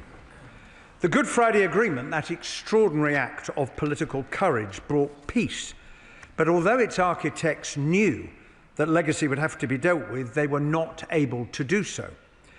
This is, therefore, the unfinished business of that agreement, and why so many, too many, victims and survivors are still waiting for answers about what exactly happened to those they loved so much. The previous government's Legacy Act failed to win support in Northern Ireland, failed to comply with our international human rights obligations, and was undeliverable. Whatever its intentions, it was no basis for trying to move forward. And that is why, Madam Deputy Speaker, the government is today introducing new primary legislation and laying a draft remedial order under the Human Rights Act as we seek to fulfil our King's Speech commitment to repeal and replace the Legacy Act. Madam Deputy Speaker, this legislation will give effect to the framework that I announced with the Irish Government on the 19th of September, which reflects the principles of the Stormont House Agreement and contains sovereign commitments by both the UK and Irish governments. The new Troubles Bill will reform the Independent Commission, to be renamed the Legacy Commission, with statutory oversight to provide accountability and confidence, and learning from Operation Canova, a statutory victims and survivors advisory group. Significantly strengthen the governance of the Commission with 2 co-directors of investigations, statutory conflict of interest duties, and appointments made only following independent advice. Enhance the investigative powers of the Commission and put in place a fairer disclosure regime, ensuring that the Commission has the powers it needs to find answers for families and can make public the maximum possible information consistent with the state's responsibility to protect life and national security. The bill will also fulfil the commitment we have made to restore the small number of Troubles-related inquests which were stopped in their tracks by the Legacy Act and refer the other inquests that had not yet commenced to the Solicitor General to independently consider whether in each case they are most appropriately dealt with by the reformed Legacy Commission or via the coronial system.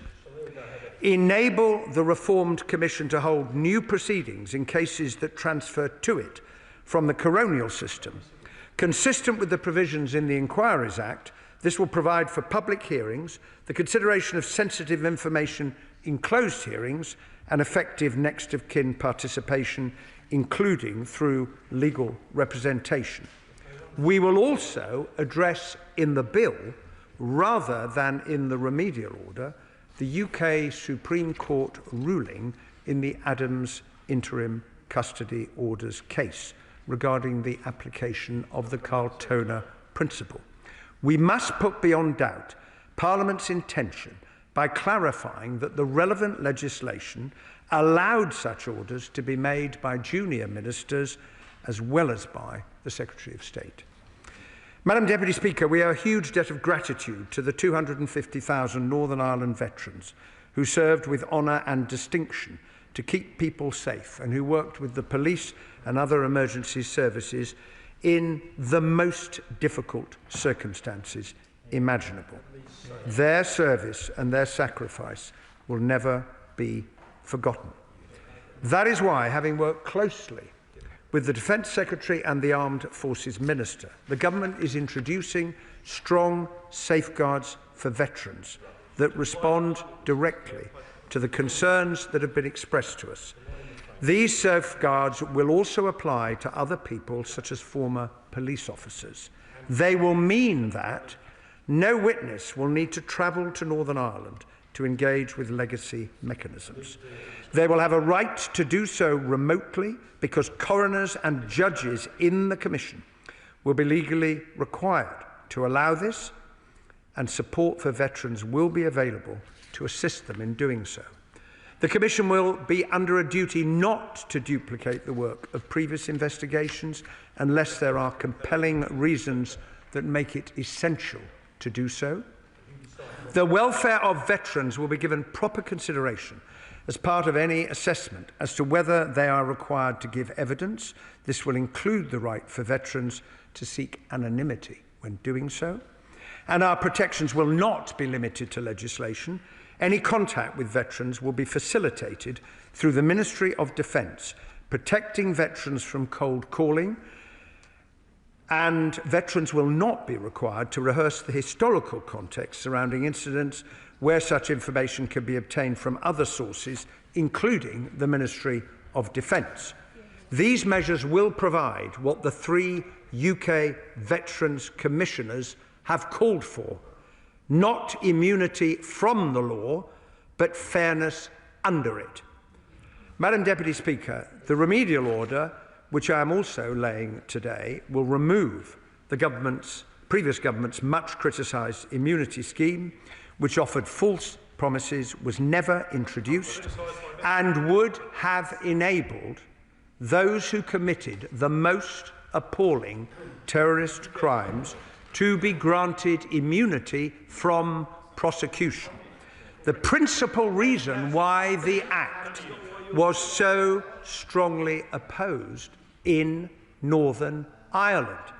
It will lift also the current prohibition on troubles-related civil proceedings. Madam Deputy Speaker, I am grateful to the Taoiseach, Simon Harris, and his team for their open and constructive approach in reaching the framework agreement, which recognises that helping families affected by the Troubles is a shared responsibility. And that is why the joint framework contains specific and unprecedented commitments by the Irish Government to facilitate the fullest possible cooperation of the Irish authorities with a reformed Legacy Commission, establish a dedicated unit within An Garda Síochána to deal with Troubles-related cases, including investigating all outstanding cases in Ireland, and make a financial contribution of €25 million to help fund legacy mechanisms. This is, of course, in addition to the £250 million already committed by the UK Government. And where required, legislation will be introduced by the Irish Government to implement these commitments. We are also establishing with the Irish Government an independent commission on information retrieval, initially on a pilot basis, to provide families with an additional means of getting information. Madam Deputy Speaker, since my appointment last year, I have had many discussions with political parties, victims and survivors organisations, human rights groups, veterans and others affected by the Troubles. Given the views held by so many people, often diametrically opposed, it was always going to be impossible to set out a plan that gives everybody everything that they want. There will be elements of our approach that some people will welcome and others will not. I also recognise, because of what has gone before, there is a great lack of trust in all of us in this House on the part of victims and survivors. That is unfortunately the reality, but it is not, and it never has been, an argument for not trying to find a way forward. And I hope that those who want to see a fair and effective approach to legacy, which can command greater support in Northern Ireland, will recognise that these measures represent fundamental reform and will therefore be given a chance to succeed. Time waits for no one, least of all for the many families who lost loved ones, and they ultimately will be the judge of whether these new arrangements can give them the answers that they have sought for so long. And I hope that we will together be able to grasp this opportunity and so help the people of Northern Ireland to look to a future freer of the burden of the past. I commend this statement to the House. Shadow Secretary of State, Alex Burkhardt. Thank you very much, Madam Deputy Speaker, and I thank the Secretary of State for advance sight of his statement. The last government legislated to draw a line under Troubles-era litigation. That litigation was inevitably weighted against those who sought to protect our country from terrorism. Exactly. It was inevitably weighted against those who keep records and whose servicemen are easy to locate and contact. Even today, vexatious claims are being made. Only last week, a judicial review into a 1991 case was rightly thrown out by the High Court in Belfast. The judge described the challenge as utterly divorced from reality, but not before the former Special Forces soldier at the centre of it had to endure 4 years of investigation. Yeah. Mindful of cases such as this, the last government sought to draw a line, and with its actions today, this government is erasing that line. And as it does so, many former servicemen will again feel, with profound unease, that the lawyers are coming. I hope the House will this afternoon spare a thought for them.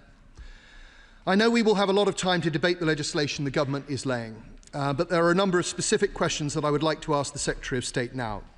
First, on the resumption of inquests in civil cases, will he tell the House how many inquests will be restored and how many will be referred to the Solicitor General? Can he specifically tell the House whether that list will include the 1987 Lockall case? Of course it will. Likewise, civil cases is to reopen. It's thought that at the time of Prohibition, many hundreds of such cases, affecting perhaps thousands of people, were before the Belfast courts. What is the NIO's calculation of the number of civil cases that are now likely to proceed? I ask this, Madam Deputy Speaker, because there are clear financial consequences to reopening legacy in this way. The Secretary of State referred to £250 million already committed. Indeed, it was committed by the last government to deal with legacy as we framed it. But it is now clear that the new Legacy Commission is to have a much bigger remit than the ICRIR. If so, will its budget be increased? And if not, how will it be expected to function?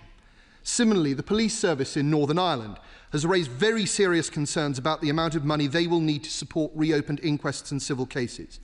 Policy Exchange has placed this cost on the police as around £90 million at a time when police numbers in Northern Ireland are at an all-time low. There is a very real prospect that without additional funding from the Secretary of State, frontline policing in Northern Ireland will be further reduced. Can the Secretary of State make a commitment that that won't happen?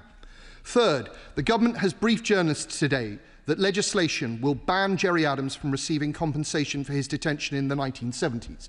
But the Secretary of State's statement made no reference to that. Can he tell the House unequivocally that Mr. Adams will not receive 1 penny of compensation? Fourth, the Secretary of State listed a number of protections for veterans in court.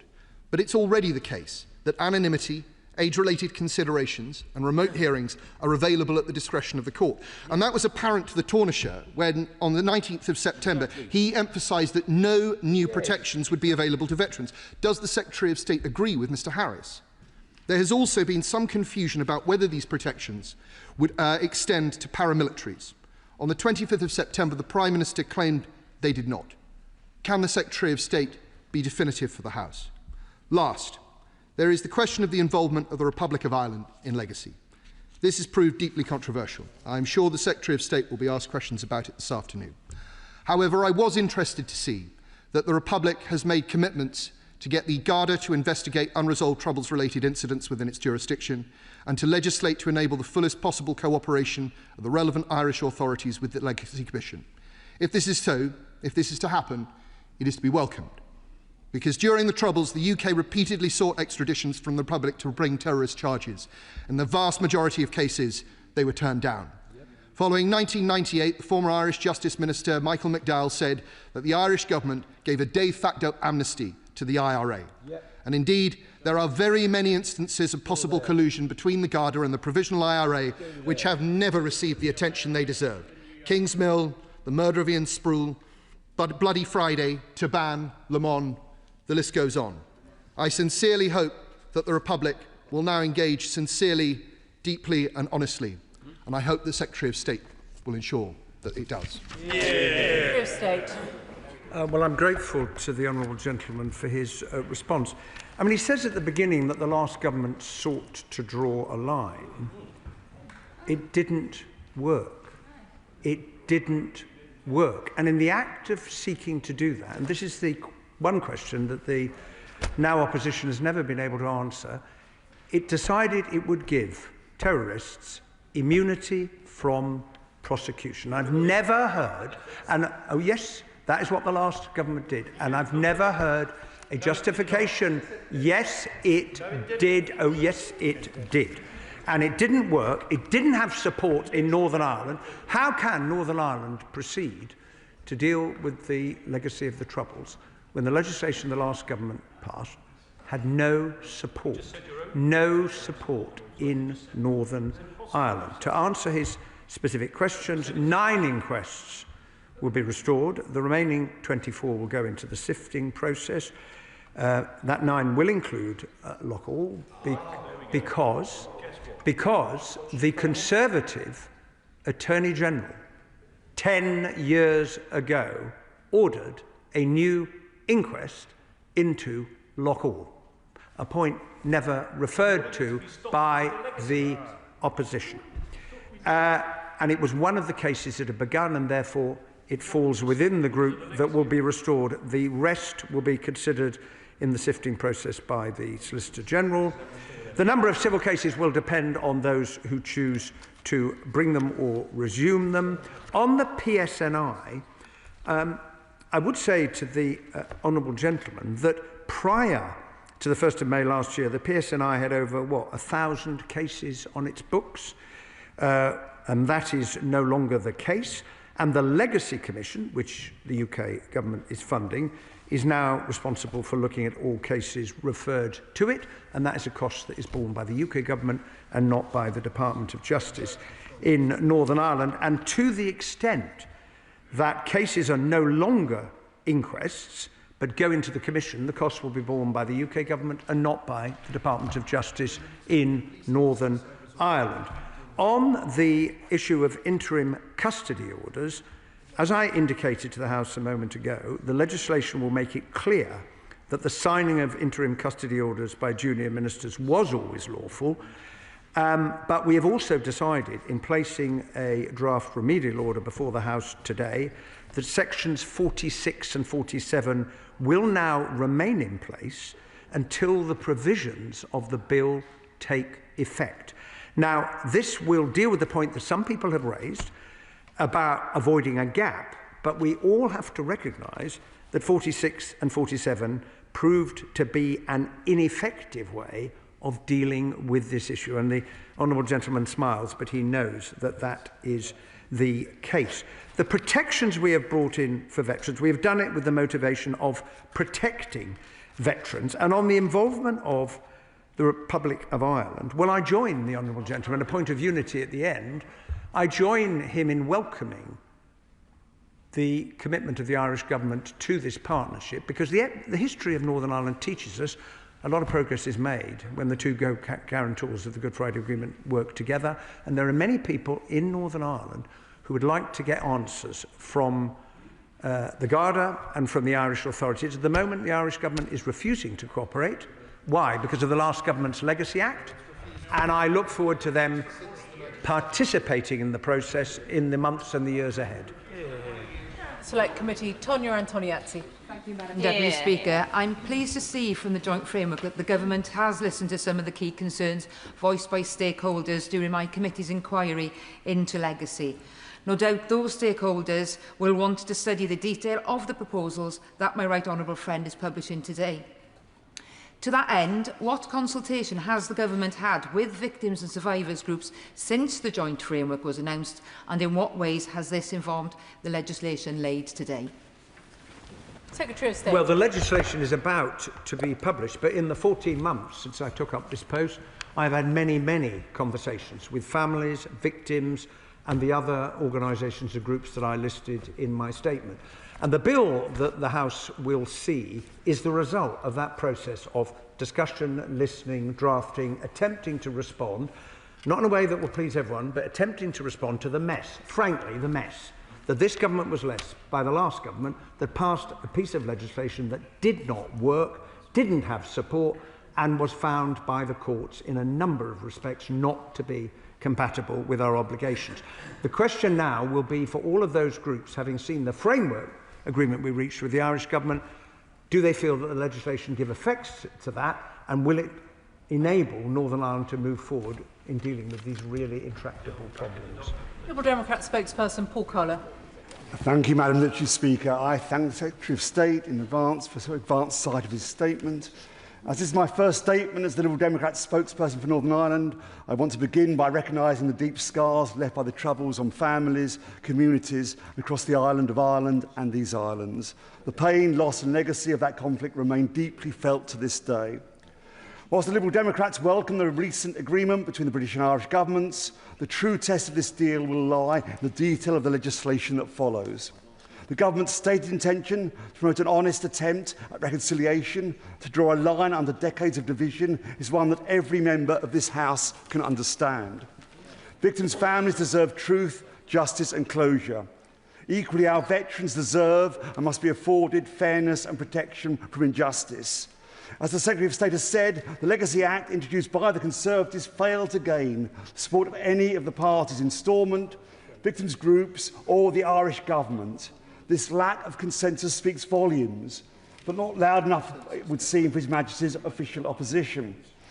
I look forward to examining the contents of this new bill in detail, proposing constructive amendments. My party will engage fully with the Government, as lasting reconciliation depends upon transparency, fairness and independent oversight. That means an effective information retrieval body with statutory disclosure powers, meaningful participation for victims and safeguards to uphold both justice and compassion for veterans and victims alike. May I therefore ask the Secretary of State 3 questions. First, how will this bill ensure reconciliation is not imposed from above but built from the ground up? Secondly, based on the many meetings my party has had with veterans and their representatives, what specific safeguards will the Government include to ensure fairness, proportionality and proper protections for those who serve with integrity? And lastly, how will this Government ensure that prosecution under the law, or the possibility of it, can never be used to harm, oppress or discredit those who fought for our country, regardless of the final verdict? Well, may I welcome the honourable gentleman to his new role, and to say that I genuinely look forward to working with him on these and other matters, given his interest in Northern Ireland, which is shared right across the House. On his 3 specific questions, the first thing I would say is that no legislation can enable people to feel reconciled in some way to what happened. In the end, reconciliation has to come from within. And that's why the title reconciliation will not be in the new name of the Legacy Commission, because it is a consequence of a process that we are trying to put in place if families can find answers. And I would urge the House to concentrate on that, because that is what this is all about, trying to enable families to find answers. Secondly, the safeguards, I did draw attention to them in my opening statement, and he will be able to see when the bill is published later today how they're given legal expression. And on his point about prosecution, I would simply say this. There have been one or two comments in some of these discussions. People have talked about politically motivated prosecutions or vexatious prosecutions. I think it's very important, Madam Deputy Speaker, that the House upholds the integrity and independence of the prosecutorial authorities. A fundamental bedrock of our legal system is that independent prosecutors make those decisions. And to suggest they are any way politically motivated, in my view, is profoundly mistaken. Fleur Anderson. Thank you, Madam Deputy Speaker. I'd like to pay tribute to the Secretary of State and to the Secretary of Defence and the Armed Forces Minister for working so hard to achieve this new phase of the peace settlement in Northern Ireland. As we celebrate peace starting in the Middle East, this is a reminder of how long it takes to build peace and how important justice is for peace. Does he agree with me that by shutting down investigations, including the deaths of more than 200 Operation Banner soldiers, without an adequate alternative, the Unlawful Legacy Act failed so many families and victims of the Troubles, and the mess had to be undone? Well, first of all, could I thank my honourable friend for her question, but above all to thank her for her great service in the Northern Ireland office. It was a real pleasure to work with her, and she did so much during her time working in the department. I do agree with her, because those service families, they want to find answers. And I met some time ago the family of Tony Harrison, who served and was murdered in Belfast, and his mother and his brother told me how outraged they were by the Legacy Act, because it proposed that those who had killed their son could get immunity from prosecution. And that is why it is so important that we put that misguided approach on one side, so that all families, service families and other families, can find answers. Sir Julian Smith. Madam Deputy Speaker, it's worth remembering that most victims are not in a group. They're not in the media. They're not taking action. They just want to know what happened to their loved ones. And as we debate this during the next period, I hope we can all collectively remember that. Investigations are key to delivering to those families. But can I ask him a couple of specific questions on sex offenders who were combatants? There's some concern that there'll be protection of those combatants who may have been involved in rapes and other sexual activity, and if you could look at that as the bill protects, to make sure that victims are able to talk as much as and have the protection as well as those ex-combatants. And what thought has he given to a change of government in the south? Should Sinn Féin take power, and delivery of the Irish contribution and commitments in that scenario? Well, I am grateful as ever to the right honourable gentleman for his wise words, and would once again want to pay tribute to the distinguished role he played in trying to move some of these and many other questions in Northern Ireland forward during his time as the Secretary of State. On the latter point, it is not for me to speculate on what is going to happen as a result of the decisions of the Irish electorate. The current coalition government has given a commitment. These were two governments coming together, each making sovereign commitments, promising to carry them out in their own jurisdictions. I think it is a hugely significant moment, because you have to go back 11 years to the last time the last government was able to reach agreement with the Irish government in the form of the Stormont House Agreement. On the first question, when he sees the bill, he will see that we are making some changes to allow some other matters to be investigated, because I am conscious of the point that he has raised. Katrina Murray. Thank you, Madam Deputy Speaker, and I welcome the statement and the progress made by the Government and that of the Republic of both this Government and that of the Republic of Ireland. As my honourable friend from Gower said, as a Northern Ireland Affairs Select Committee, we've heard of the heartbreak of many of those who lost loved ones over the course of the Troubles, and regardless of the background of those loved ones, they deserve answers.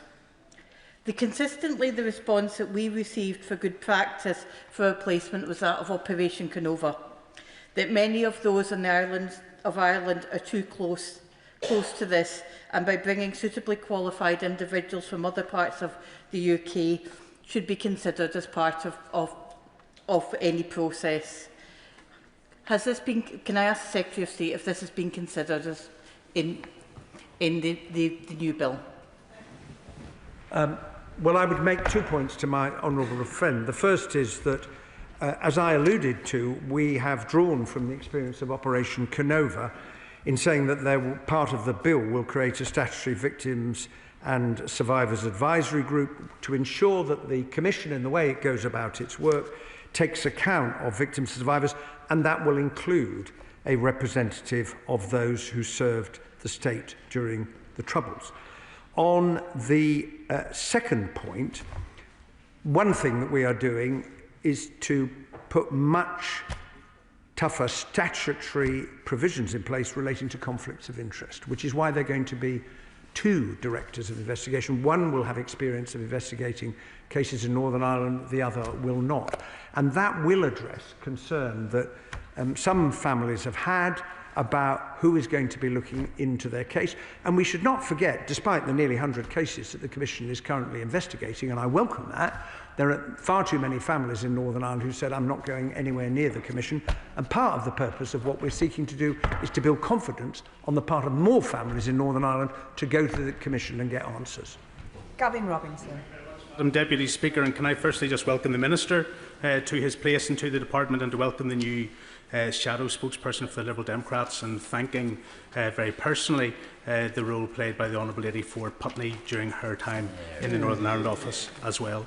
Madam Deputy Speaker, whenever the announcement was raised and announced with the Irish Government during a House of Commons recess, you could consider that cynical. That we stand here today during a statement on legislation that has yet to be introduced and therefore we have no detail as disgraceful. And the suggestion that the Irish Government have committed to legislate at all is entirely fanciful. They have not. But the detail we do have is that the Secretary of State wishes for the Solicitor General to be the person to carry out the sifting process as to whether cases should go to inquest through the coronial system or to the Legacy Commission.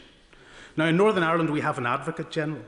The Advocate General is England and Wales's Attorney General. I'm clear in my mind that Richard Hermer would be wholly inappropriate to have his hands anywhere near cases touching on legacy of the past, given how he has conflicted himself. So will the Secretary of State indicate, has the Attorney General of this country reclused himself from this process? Has he, as Secretary of State, decided to exclude the Attorney General from this process? And is he legislating in a way that will exclude every Attorney General from this process, or is it just Richard Hermer? Well, I would say to the Right Honourable gentleman, I'm sorry to have heard what he has just said in relation to very substantial proposals contained in the framework document. And I grant him, the bill will be published shortly and he will have a chance to read it. I've been accused of many things in my time in public life. Being cynical is not one of them, so that is a first. The truth about the announcement of the framework, well, it may be the beginning of a number of such accusations. But anyway, I leave that to others who want to take the debate in that particular direction. The framework was announced because it was a joint framework between two governments, and that means that there had to be a negotiation about when it came out. But I did undertake to the Speaker at the time that I would come to the House as quickly as possible to make a statement. I laid a written ministerial statement in the House yesterday, and I came today at the first available opportunity with members here, bearing in mind the whip we had yesterday, to subject what we had agreed to scrutiny. I have every confidence in the Solicitor General and I'm sure she will do an excellent job in sifting these cases against 3 criteria, which will be laid out in statute. 1, what impact will sensitive information have on the ability of inquests to actually complete the case? The second will be speed, time waits for no one, and the third will be what is the view of those who are involved in the cases, including families. Alex Baker. Thank you, Madam Deputy Speaker. I thank the Secretary of State for his statement, and I welcome the government's focus on protections package for veterans. Last week I met with David, Ishbel and Gary from Yateley and Hawley Royal British Legion, who do an excellent job supporting veterans in my community. We discussed the new veterans protection package announced by the government, including the protections against repeated investigations. Many veterans from my constituency served courageously for our nation in very, very difficult conditions, and they asked me to raise a number of questions on behalf of veterans who served in Northern Ireland. Can the Minister set out how the government will ensure that these protections are absolutely watertight in practice, so that veterans are not subjected to repeated distressing investigations in old age? And what steps are being taken with the Irish Government and other partners to ensure that accountability and justice are applied consistently and fairly on all sides? Well, can I thank my honourable friend for her question. She's such a strong advocate for the many veterans that she represents. I would encourage her to look at the legislation to see the nature of those legislative commitments to give effect to the veterans' protections. There will be a couple that will not be in legislation because they are entirely in our own hands, agreeing a protocol with the Commission to ensure that there is no cold calling.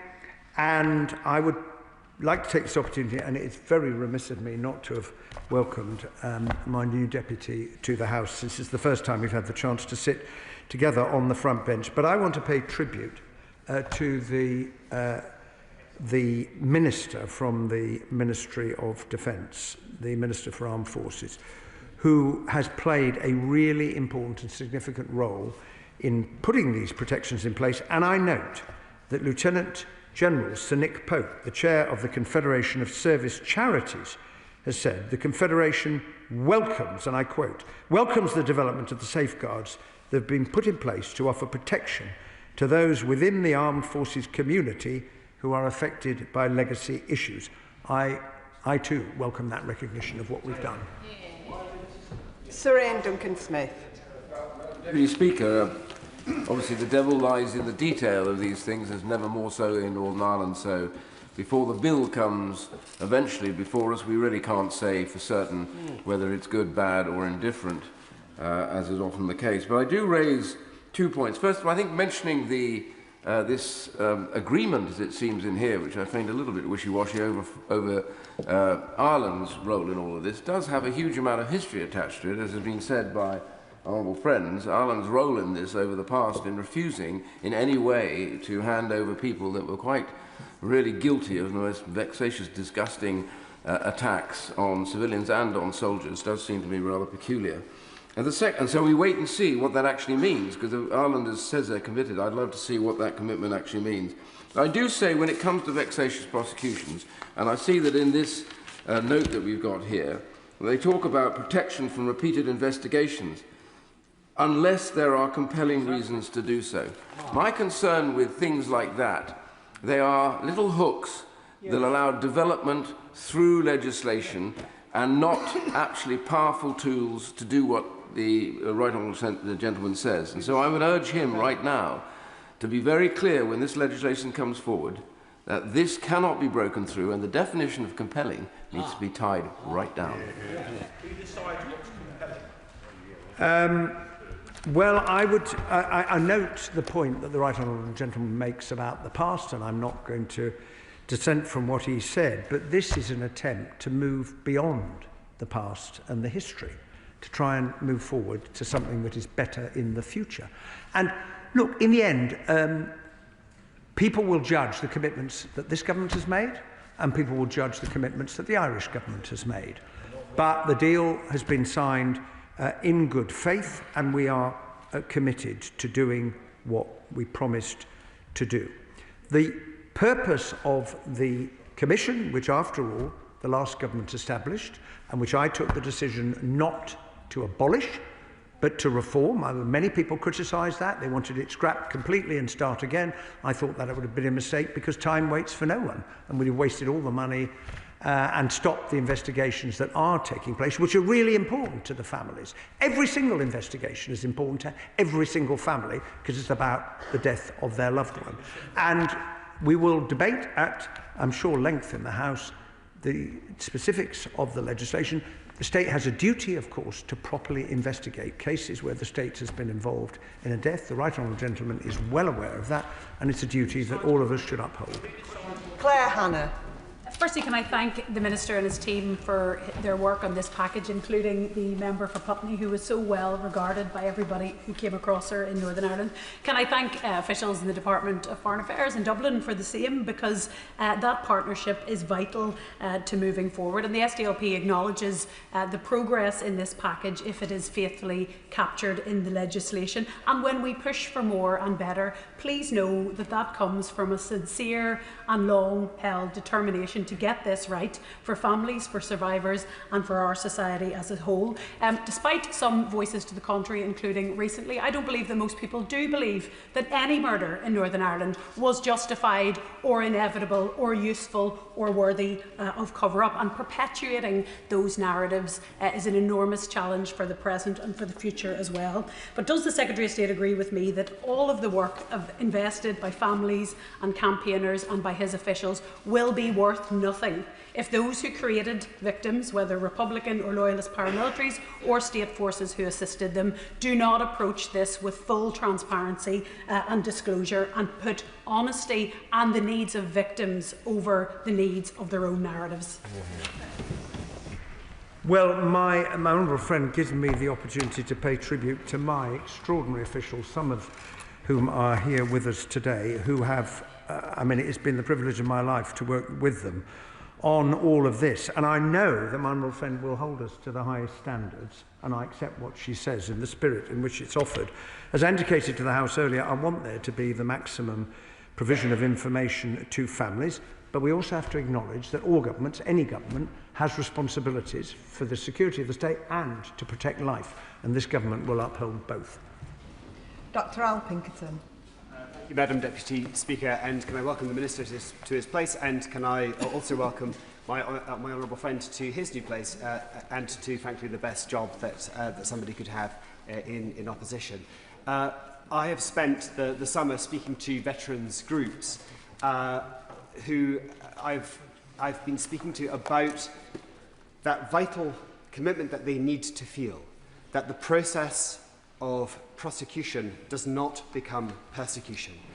And whilst many of those veterans recognise that they went to Northern Ireland in order to restore the rule of law, and that they think that they should be subject to the laws of this land, they nonetheless remain incredibly anxious about the possibility that the process of persecution becomes persecution. Can I ask the Secretary of State, has he had the official backing of any veterans group for the approach that he has taken? And separately, can I also ask, has he had any assurances from the Republic of Ireland government that they will, as a result of the publication of this bill, drop the interstate case against the United Kingdom? Well, I'm grateful to the honourable gentleman, and can I thank him for the role he played when he was leading for the Liberal Democrats on Northern Ireland. The truth is that with the passage of time, the possibility of prosecutions becomes increasingly remote. We all know that to be the case. Most of the families I have met, most, not all, have said, I know no one's going to be held to account through a judicial process, but I just want to know what happened. That's what I want. And it causes such pain and grief that answer cannot be provided. It really is difficult. And as far as the Irish government is concerned, I believe that they will honour the promises that they have made. because this is a significant moment, this partnership with the Irish government, because in moving from non-cooperation to cooperation, it will open up the possibility of more information coming to families. And look, on the interstate case, that is a matter for the Irish government, but I'm very clear of one thing. The last Legacy Act created circumstances in which the law that was passed was not compatible with our international obligations, and that is the basis of the interstate case. The legislation I'm bringing before the House will fix that, will deal with it. And in those circumstances, there is no basis, in my view, for the interstate case any longer. Graham Downey. Thank you very much, Madam Deputy Speaker. And can I thank the Secretary of State for his statement today, and in particular for his focus on answers. And it is answers that people want. As someone who lost a friend in Tim Parry when he was murdered by IRA in 1993, I know exactly how important it is for families and everyone who knows victims to get the answers they deserve. And I think the agreement today really is vital in getting that process moving again to get victims and their families the answers that they deserve. Can I ask him to go into a little bit more detail about how he's going to continue that work with families and the victims as this process goes forward, both during the process of the legislation and afterwards, to make sure that answers remains at the absolute heart of what this government is trying to achieve? Well, I'm very grateful to my honourable friend for what he has just said. I spoke yesterday to the Victims Commissioner in Northern Ireland.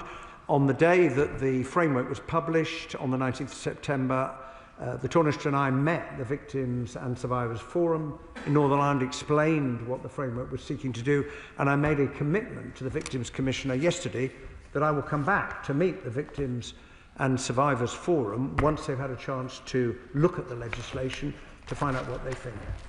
Simon Hall. Thank you, Madam Deputy Speaker. In the interest of trying to solve this issue, I wish the Secretary of State well and hope that he will bring forward the bill and deal with its progress in a spirit of compromise and cooperation between the parties to try to find the best landing spot possible. He mentioned earlier good faith, and that is a precious resource which is often very short in supply when it comes to this issue.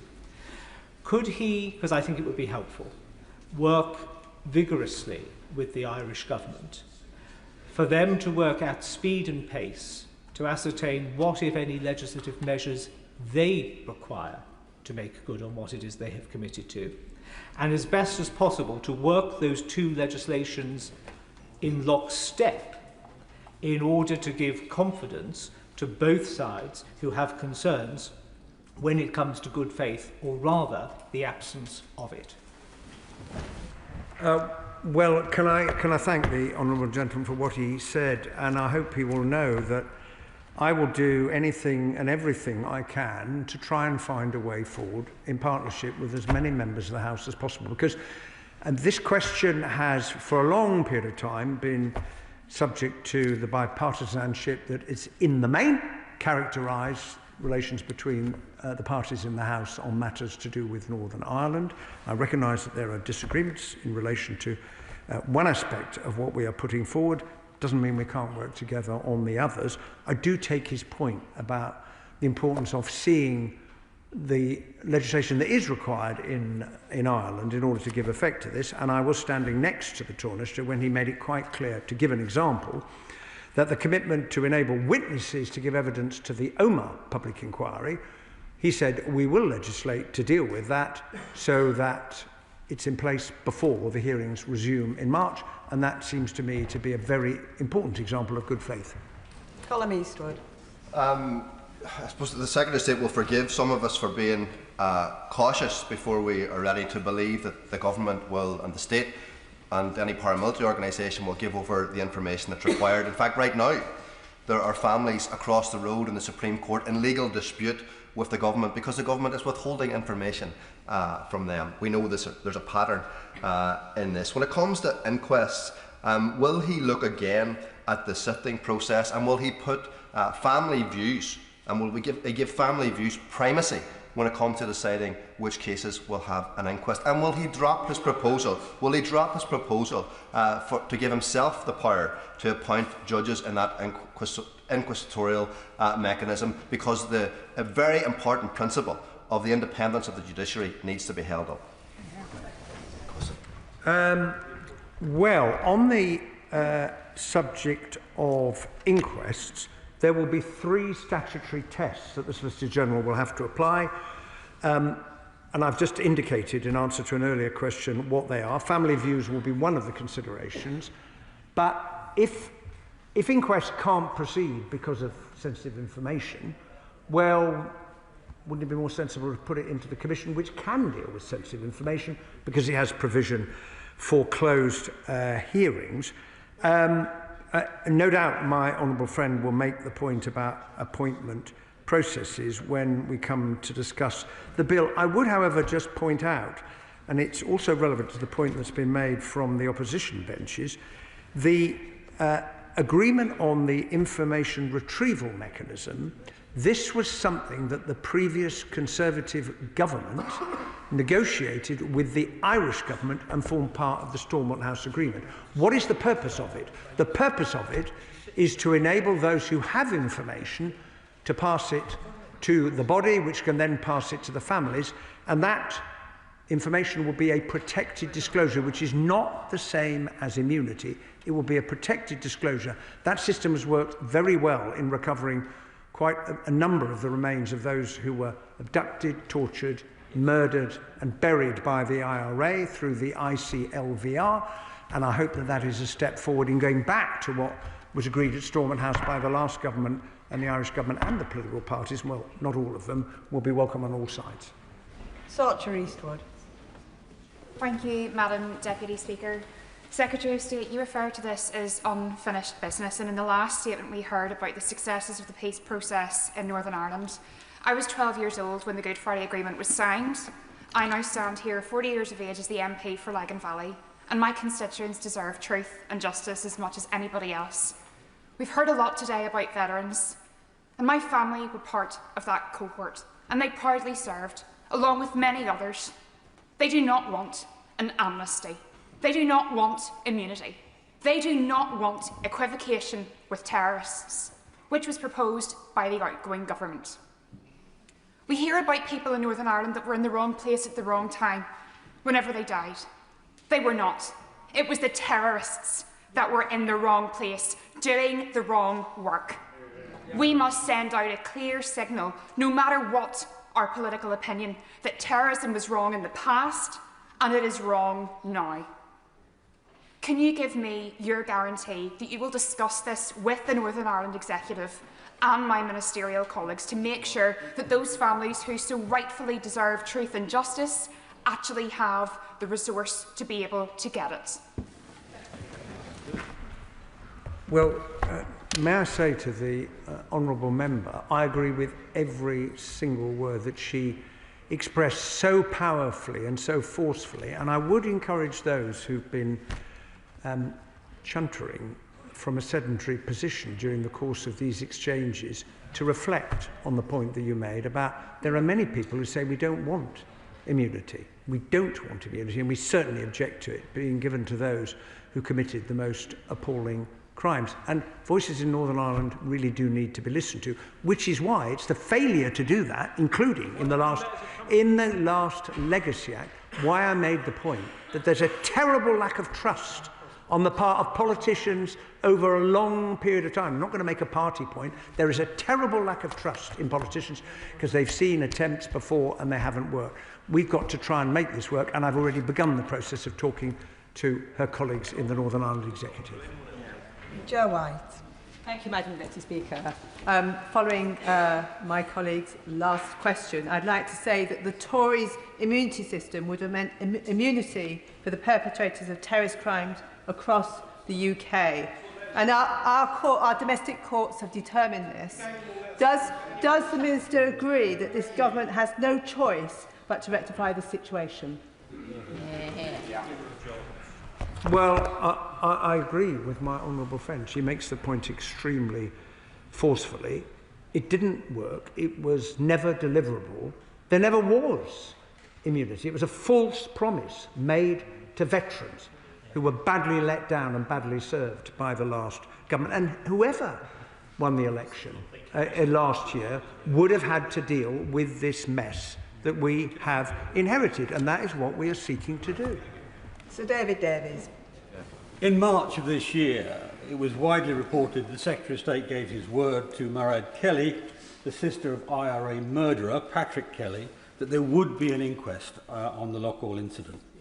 Is this remedial order a fulfilment of that promise? Because if so, it means 30 years on, the government is dragging veterans into court over an operation that stopped 8 heavily armed IRA murderers, men who had already killed, men who are on their way to kill again, and with weapons that have been used in 40 previous murders.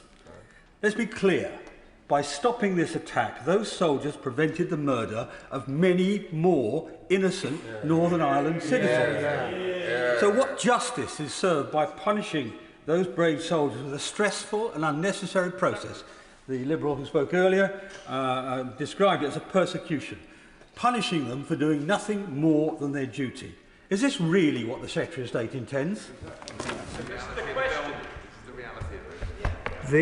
The fact is that this government was elected on a commitment because there was a lot of opposition to the ending of inquests under the Legacy Act. There was, maybe not from him, but from a lot of other people in Northern Ireland, and the government came in committed to restore the inquests that had started and were stopped.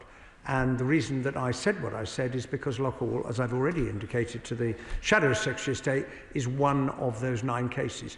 It is for the independent coronial system to take a decision about that. But one of the factors, of course, that coroners have to take into account is how they're going to deal with any sensitive information that is provided.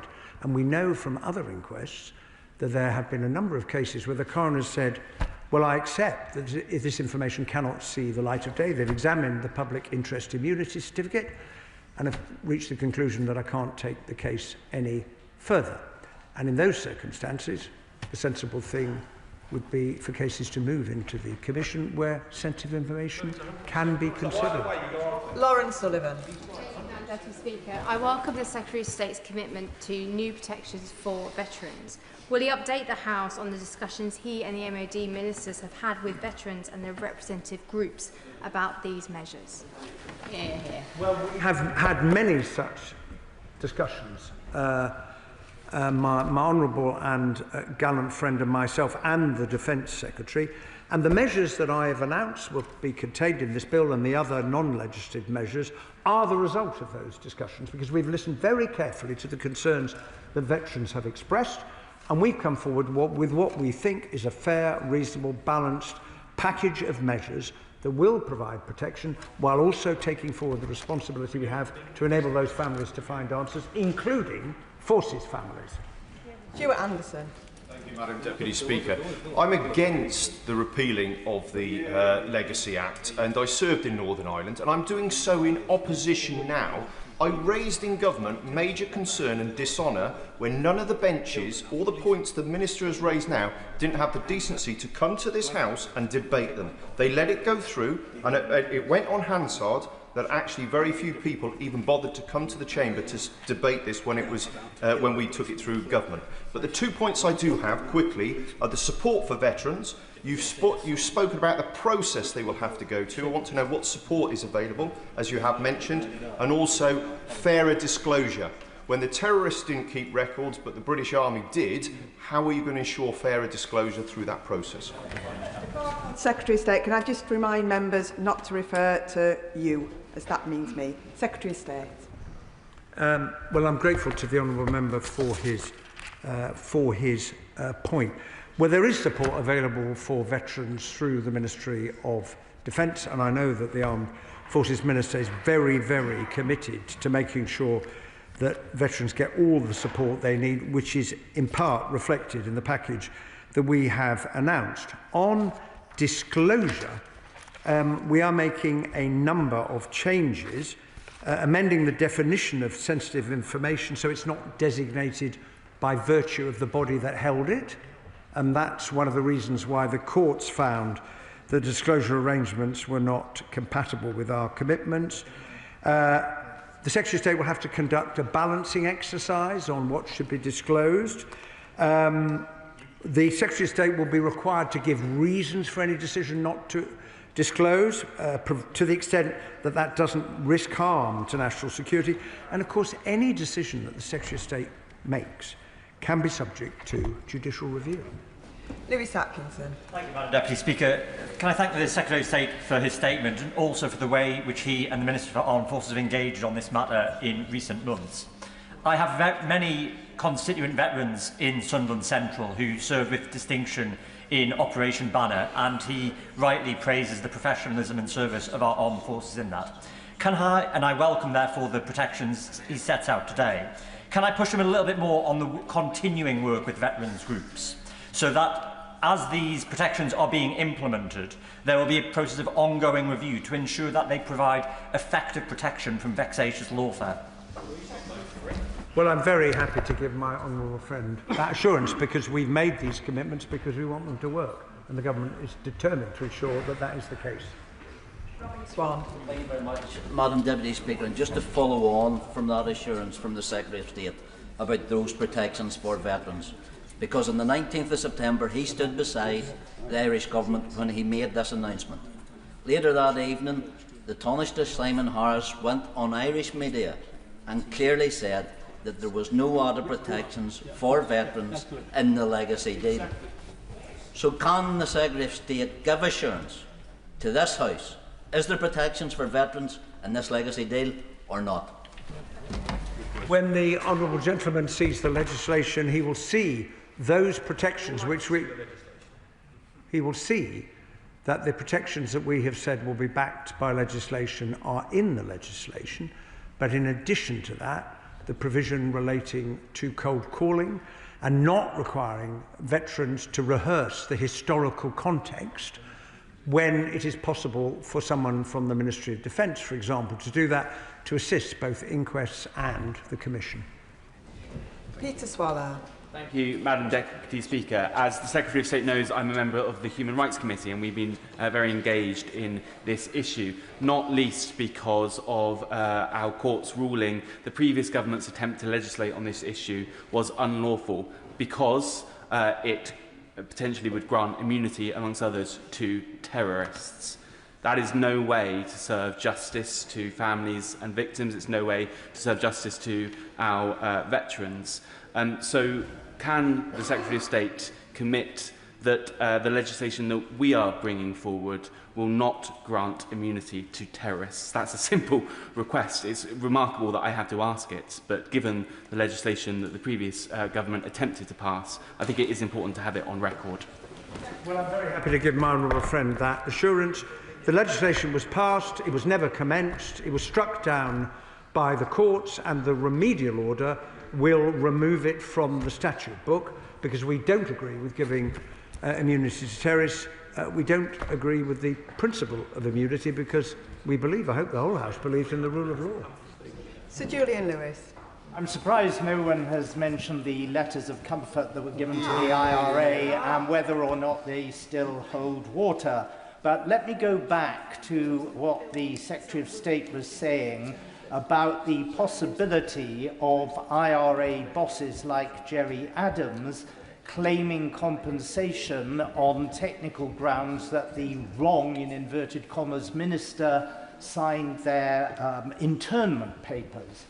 As I understand it, from what he said earlier, the remedial order that he is laying before Parliament will open up the possibility of people like that suing the government for compensation, which nevertheless, which the new legacy legislation that is bringing in will then rule out. And he referred to a possible gap between the new legislation coming into force and the remedial order opening the gap.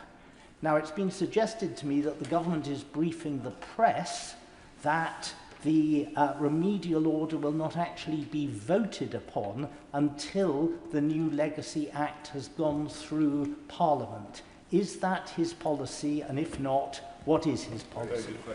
Well, the aim of the remedial order is to remove from the statute book provisions in the previous legislation that have been found to be incompatible with our obligations. I would just say on the letters of comfort, they did not